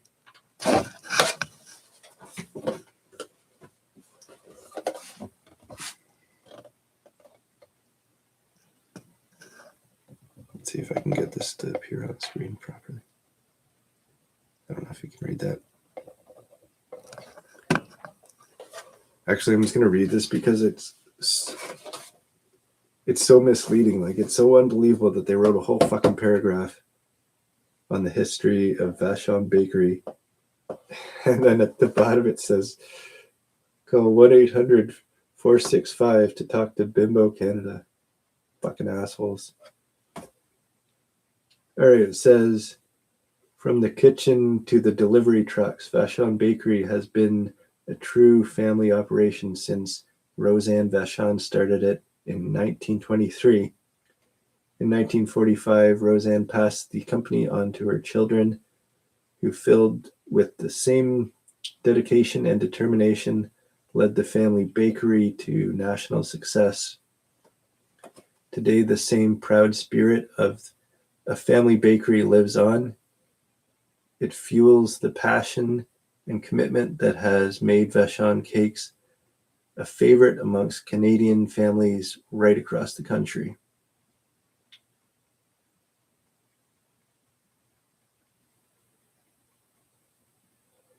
And I really hate that last paragraph, man. I swear they're just like throwing mud in their face, right? They're saying today, the same proud spirit of the family bakery lives on. It's like they're saying they fucking killed it, man. Like they killed the bakery, and now they just all they got is the spirit left. It fuels the passion and commitment that has made Vachon cakes a favorite amongst Canadians families right across the country. So that sentence to me says all these Canadians across the country love Vachon bakery goods, and they're all buying them, and they love that Canadian product. But none of them know that it's owned by Bimbo Canada because they didn't read the fucking final sentence on the box. They're making fun of us. Making fun of us right on our fucking favorite baked goods. Fuck you. That pisses me off so much. So yeah, we got this real estate mobbing. Let's get through my list on the floor too. Gotta stop throwing stuff.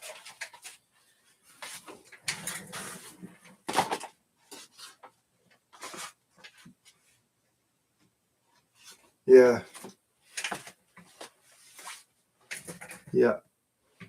So we got the Vachon bakery. I would be. Let me see. I want to see how many. Let's see.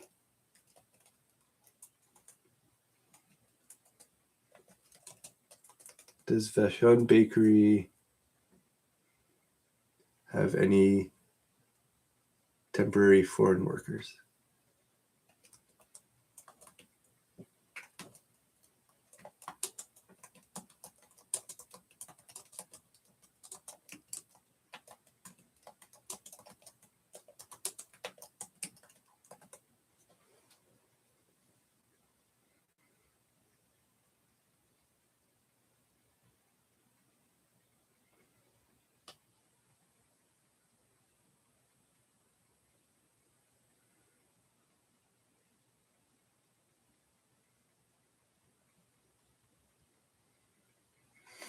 Okay, the only good thing I got in that Google response is it says the primary Vachon bakery is located in Sainte Marie de Beauce, Quebec. I don't know what that word is.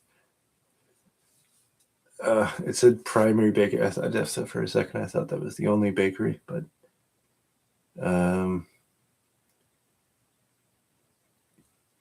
yeah, they probably got lots of temporary foreign workers there, just to make the whole clusterfuck of problems even more complicated and intertwined.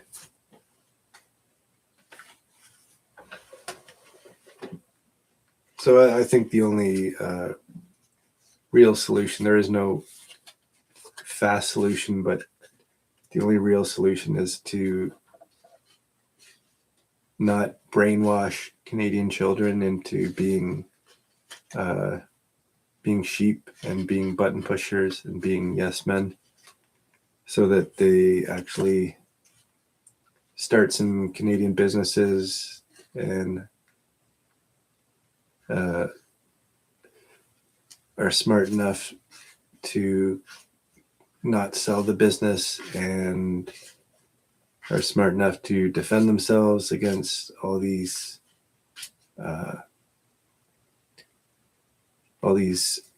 strange ways that criminals attack businesses in Canada.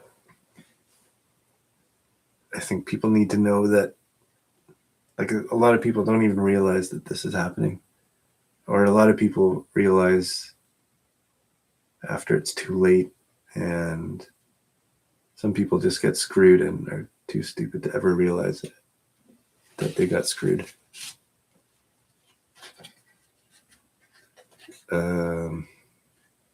So I've noticed that in a few businesses.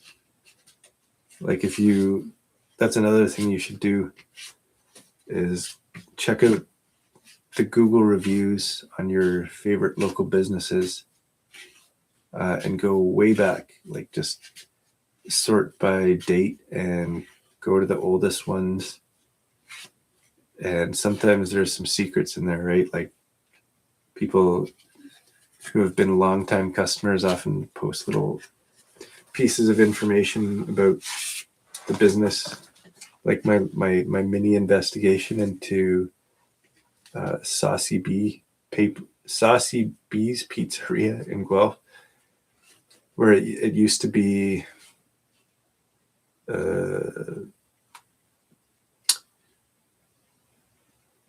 Villaggio. No, I can't remember the name of. I was going to say Villaggio Pizza.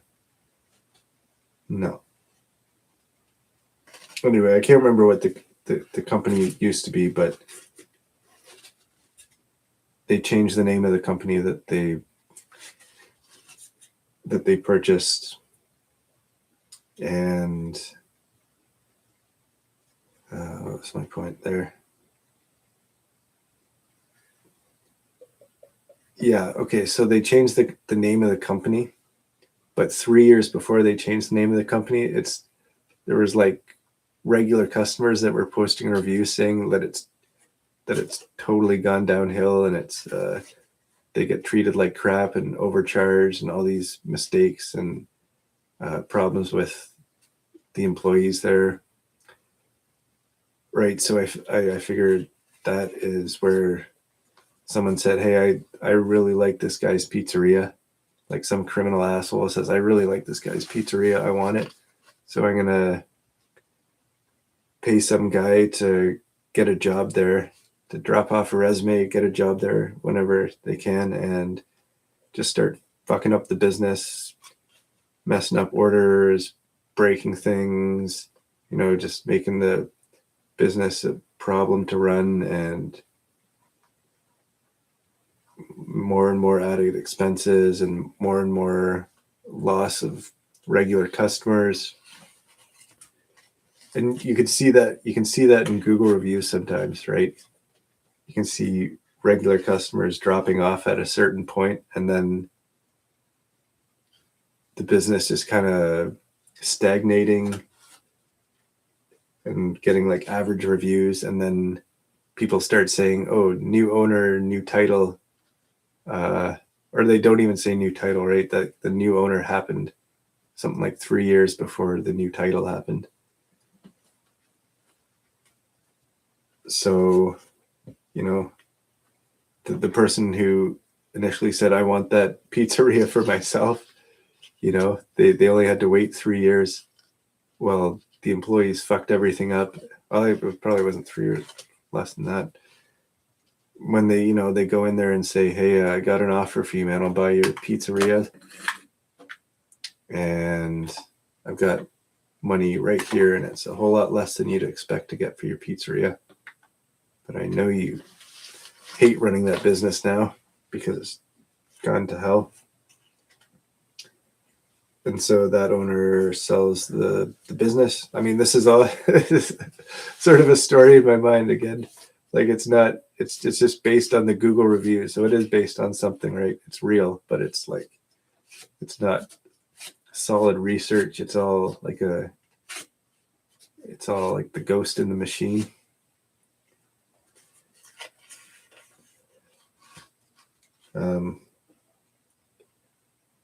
So I think I think that happens. Oh, yeah. Okay. There's one more thing I want to talk about because can't believe how long I've been ranting about this shit. But how it happens at every level.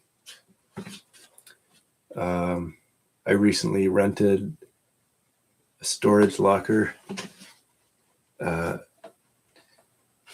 the company website has, I don't know, over 100 locker auctions, right? So that means someone failed to pay their bills for whatever reason, And then the company owns that locker now, like all the content. So they, right on their company website, they have all these auctions happening.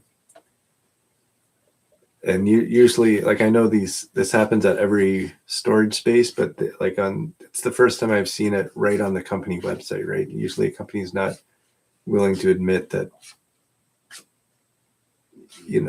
or that people are just abandoning their lockers, all their belongings, and it's being sold from the same company. So I got the new locker,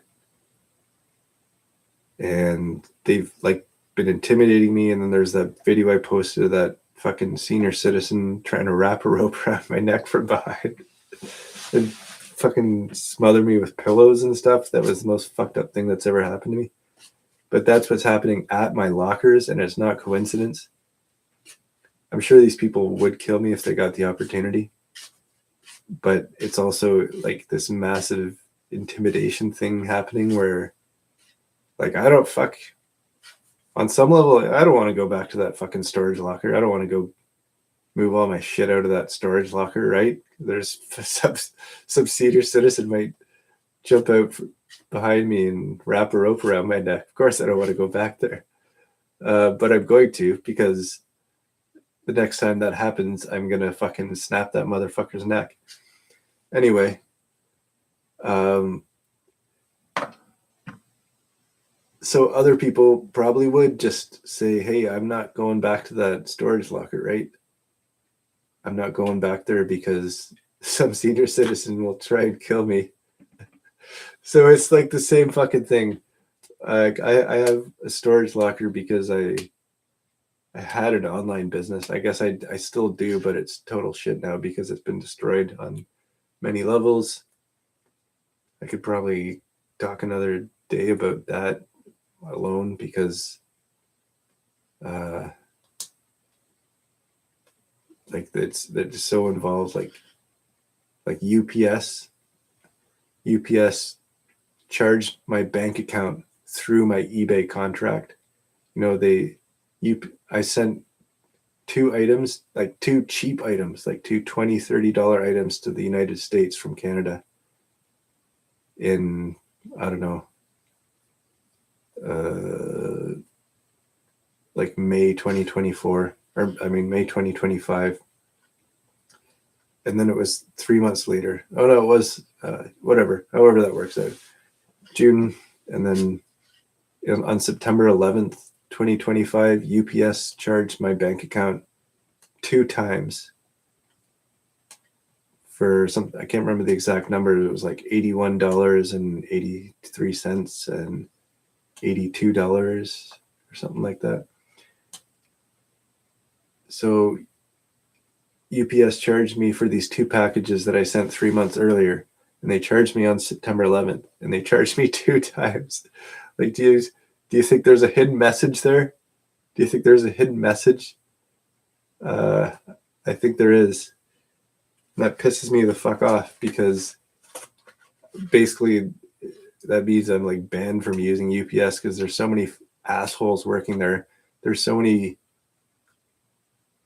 immigrants. They're not illegal immigrants, but they are criminal immigrants. They just haven't been caught for being some subvert motherfucker who's carrying out like mini contracts, like give this person, this person ships parcels with UPS, give them a lot of fucking problems and you will get a little bonus from me, right? And it's like, I've had lots of problems with UPS. They're fucking assholes. They just, even the people, like the Indian guys in the storefront that I hand my parcel to, they mess with me. They're dickheads. And the only reason I used UPS is because Canada Post was on strike in the summer, and that's like that's a whole other topic. That's terrorism. That's terrorism, man. Like, I don't care if it's a illegal union that has shut down the entire postal system and like shut down every small business for months. And that was during summer 2025. In November and December 2024, they shut down the whole fucking country again by going on strike. And now I think they might even be on strike again now, but it's like this rotating shift. Like maybe they've realized like people fucking hate you now because you shut down the country twice at Christmas and during the summer. Like if that's not a terrorist organization, then it does have the exact same fucking result as a terrorist organization. Shutting down the country, like shutting down all these businesses, and like lots of businesses completely collapsing because they don't make money for months. And then they, turn to UPS to solve their problems, and they get charged 2 times on September 11th by some dickhead at like UPS corporate office. Like those numbers make no sense because, like I said, the items that I sent, it was like a $20 item and a $30 item that I sent over the border. How am I getting charged $80 fucking for that shit? And it was linked to those transactions through eBay, right? Like I called eBay. eBay is the only company that I have any respect left for these days.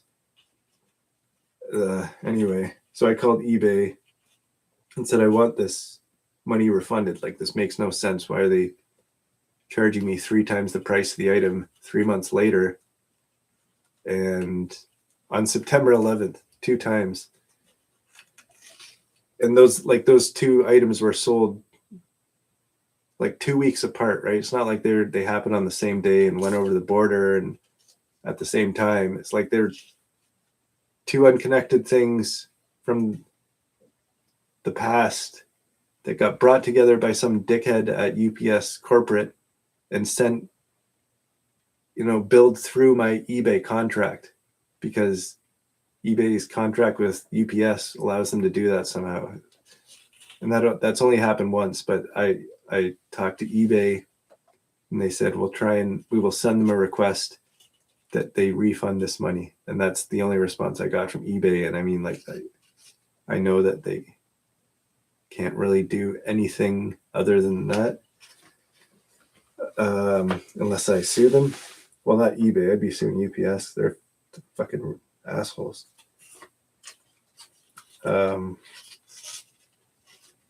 Yeah, so that's, Canada Post gets shut down.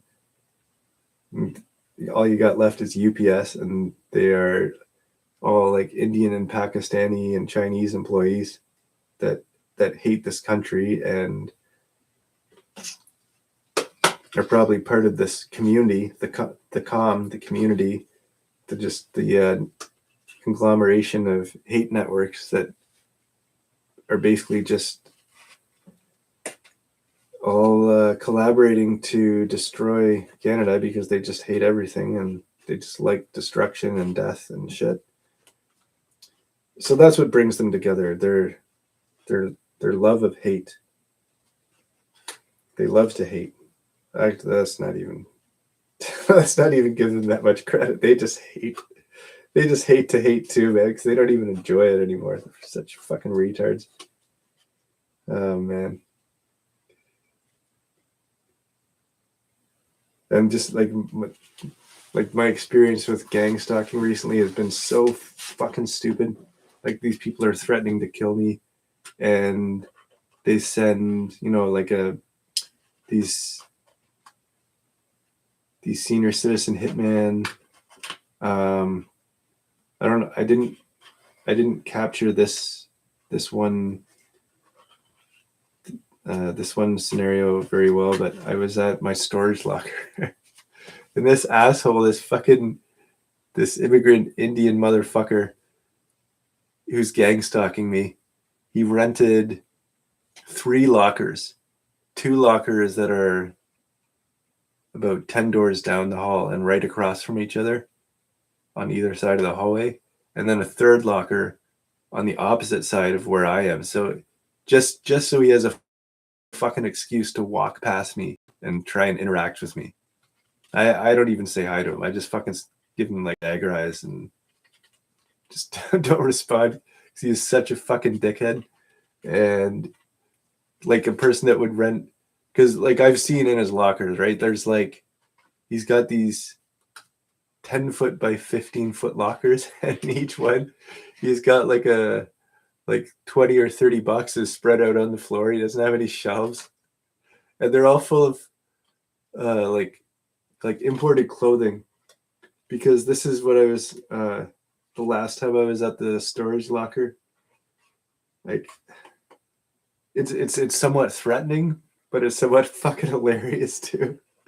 Because the same guy who's been gang stalked me before at the storage locker, he was there when I showed up, because they often know, like I'm loading up my vehicle with the stuff. Where am I going to go? I'm going to go to the storage locker. So they show up ahead of time, and this asshole is in the hallway 10 doors down with two of his friends, these two super gangster looking Pakistani Indian guys with big beards, big builds. And I show up there, I look down the hallway, and there's three of them standing in this tight hallway with the two doors across from each other open. And I just said, I just saw them there, and I said, I'll go the other way. So I walked around the block and went the opposite way, so I didn't have to walk past them, interact with them.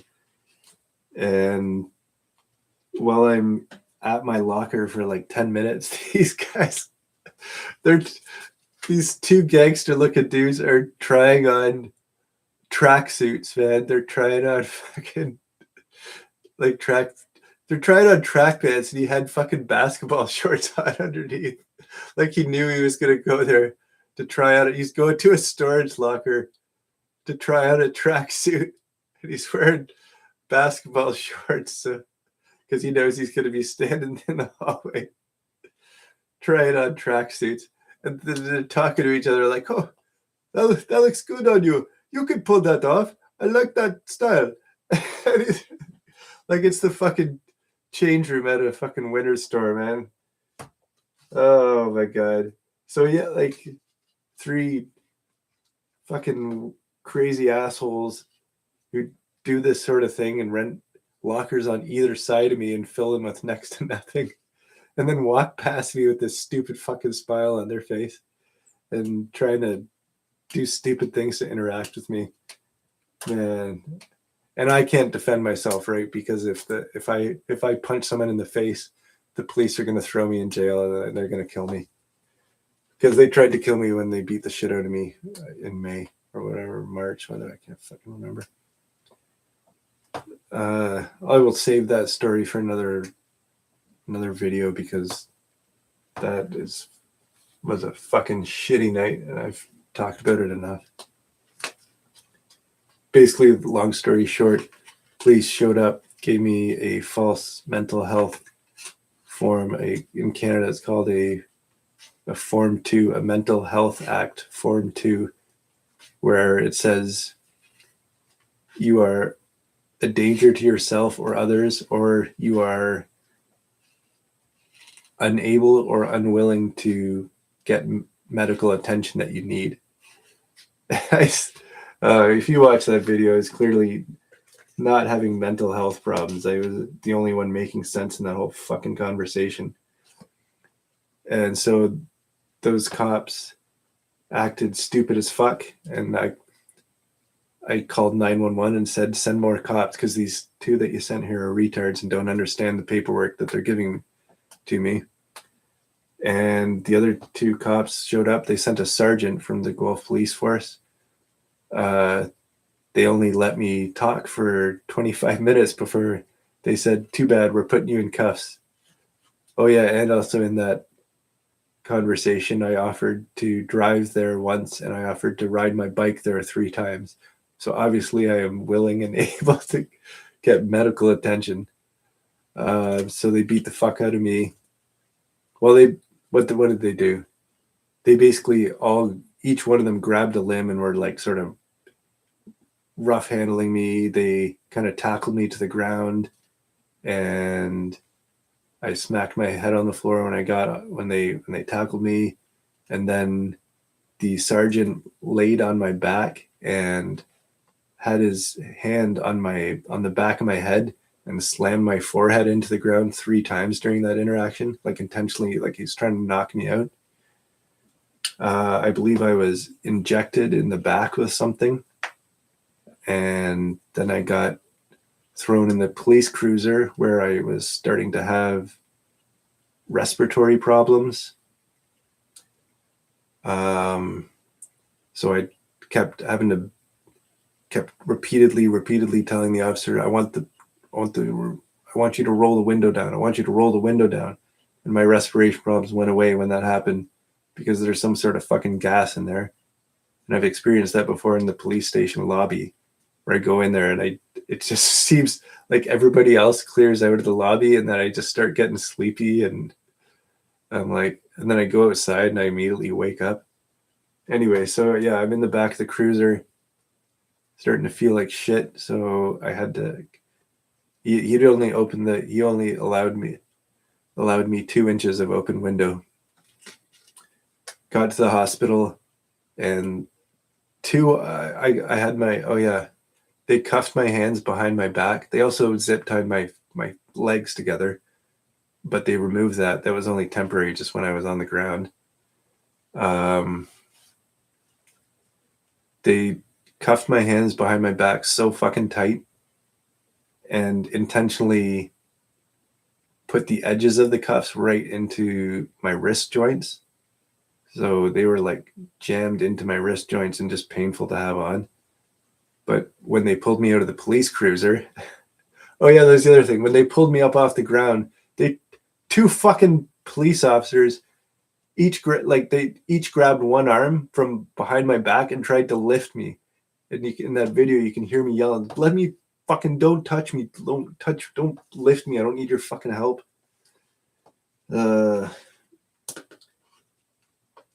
Anyway, so when you have handcuffs jammed into your wrist joints and 2 police officers trying to lift you up from your 2 arms being pulled apart by them behind your back, it's like fucking excruciating.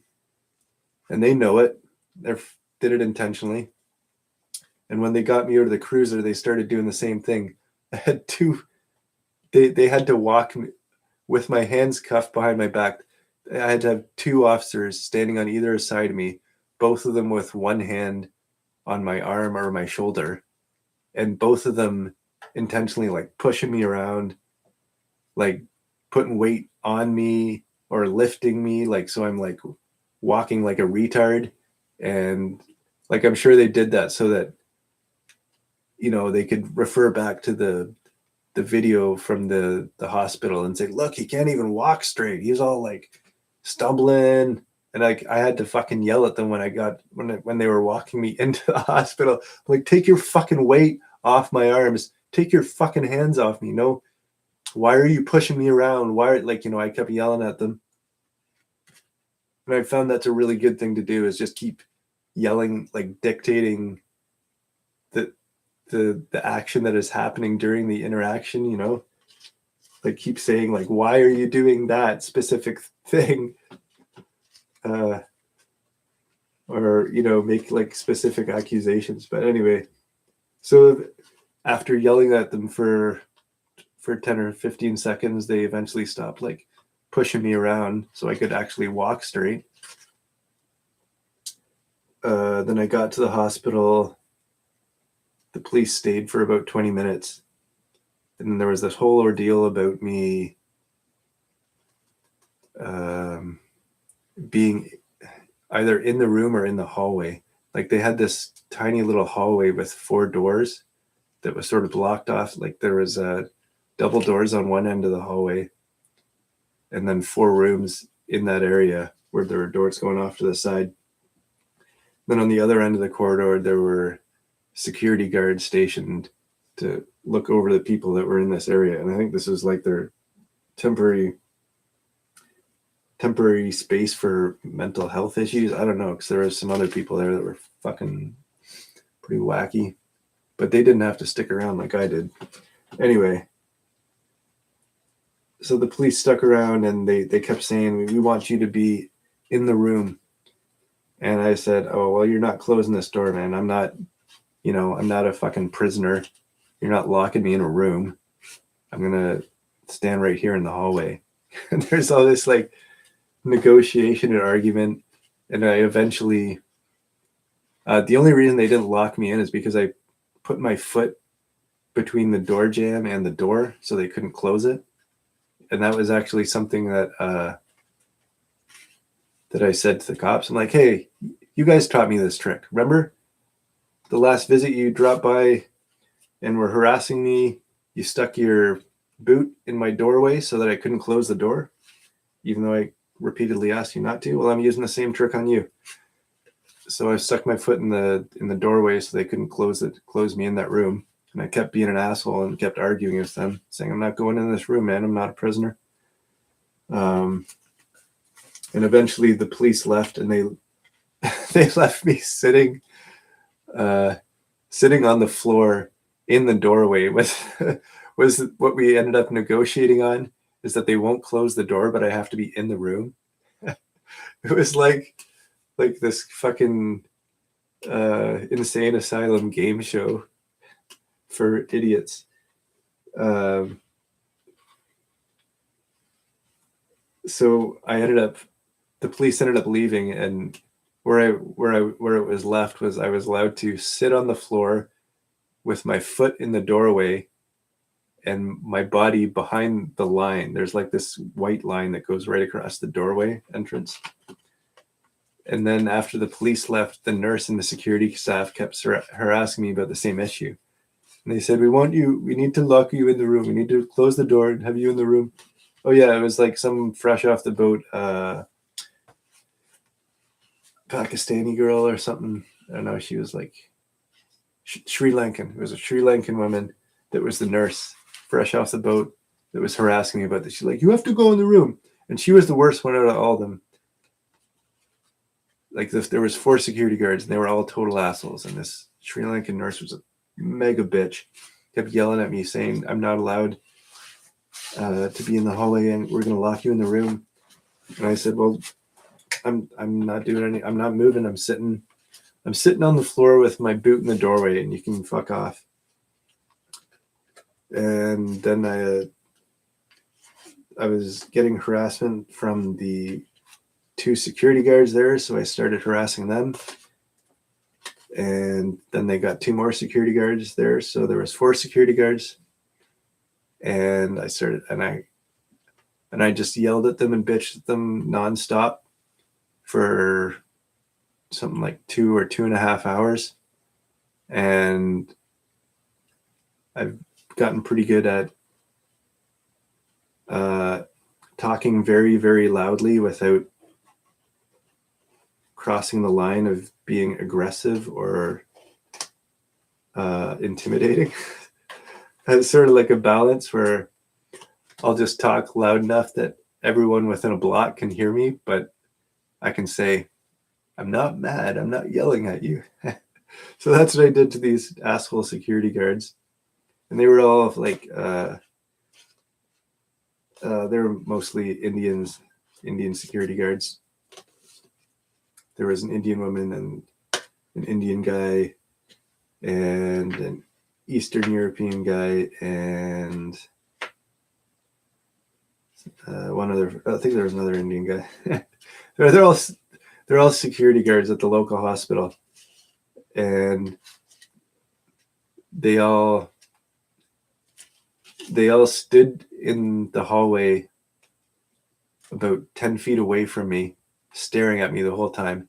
And I'd say something to them, and then I'd just sit in my chair and ignore them. And all 4 of them would stand 10 feet away from me, staring at me when I'm not interacting with them at all. And I'd look back over at them, and I'd say, why the fuck are all of you standing 10 feet away from me, staring at me? Like, is that what you're taught in your security guard class? Isn't there a fucking security camera looking at me right now? Why don't you go to your security room and watch the monitor instead of trying to create a situation, trying to aggravate me, trying to piss me off while I'm waiting a retarded amount of time for a mental health check after being beaten up by police officers. So it's just fucking absurd. And the ending is the funniest part because the doctor at the hospital, who I was there to see, finally showed up. Oh, I missed the part about the nurse that came to visit me. The other nurse that came to visit me. But the end was that the doctor in the white coat that was the only one that seemed to make any sense during that whole scenario. She stopped by and asked me like 5 questions, talked to me for 2 minutes maybe total. I think it was 2 minutes total this woman talked to me. And she said, yeah, you don't have any mental health problems. You're good to go. But I guarantee she had already listened to me yelling at these security guards for 2.5 hours and was just like, you're the only one making sense in this conversation. Everyone who works here is a fucking asshole. Oh my God. And then I had to walk home at 1 a.m. in the rain. I called my parents when I was halfway home because I wanted to tell them about it, but they don't give a fuck. So yeah, I don't really talk to them anymore. That's unfortunate. Anyway, so the other thing that happened at the hospital, yeah, there's 2 other things that happened while I was there. During all that other bullshit that I was just talking about, there's another patient there with a buzz cut that looked like a crazy cult member. And he was in the, first of all, I talked to him very briefly and he was telling me about how it's awesome how you can get a free sedative injected. You know, you get, it's like, yeah, man, you get this free drugs and it's so good. You just get the nurse to inject you. And then I was like, oh, that's good, man. You can do that. I think I don't want anything that this hospital has to offer. And then as soon as that fucking creep went into his room, he said, yeah, I'm just going to get an injection and go to sleep. So he went into a room and they closed the door and turned off the light. And that's when I started getting roasted by EMF radiation and getting tons of pain. And the whole time, like, there's like nurses asking me, or the one nurse, she kept asking, are you okay? Are you hurt? Are you injured? Blah, blah, blah. And I kept saying, no, I'm good. Just let me go. I was in quite a lot of pain, but I was just like, I have no problems. I have no health problems. I have no mental health problems. Let me the fuck out of here. And what was the other?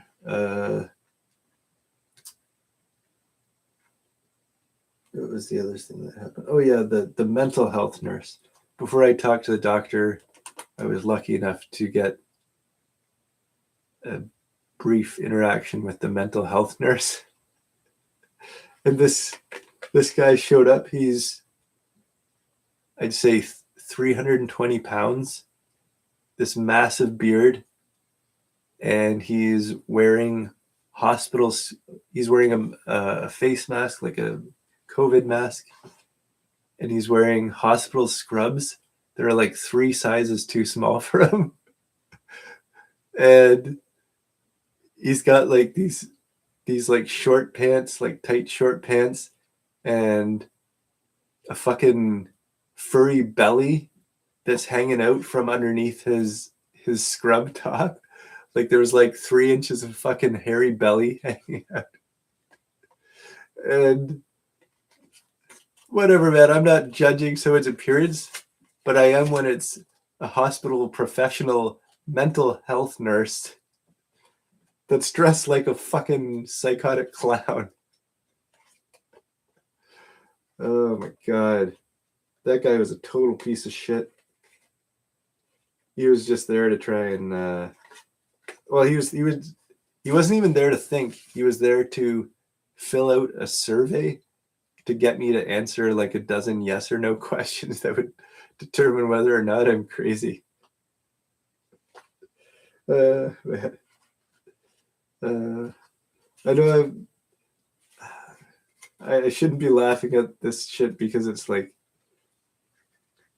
fucking crazy, like Armageddon country being invaded by criminals, by terrorists, and it's not funny, but it's man, it's so ridiculous. So I think I've sort of kind of tied in how all these different scams and crimes are all tied in together to one massive clusterfuck of problems in Canada. And yeah, we'll see what happens in the news tomorrow. Probably something really fucked up. I'm going to end this live stream now just because. Hope you're all having a good night. Oh wait, let's see if there's any comments. One comment since I last looked. Sounds like they're trying to discredit you, bro. Yeah, definitely. I mean, that's just one of the things they want to do. Thank you for everyone who dropped by and stopped to chat for a bit. Wish you all the best, and I hope you have the right to defend yourself, unlike me, who can only make stupid YouTube videos of the people who do this to me and upload it, then make fun of them. It's about all I got to defend myself.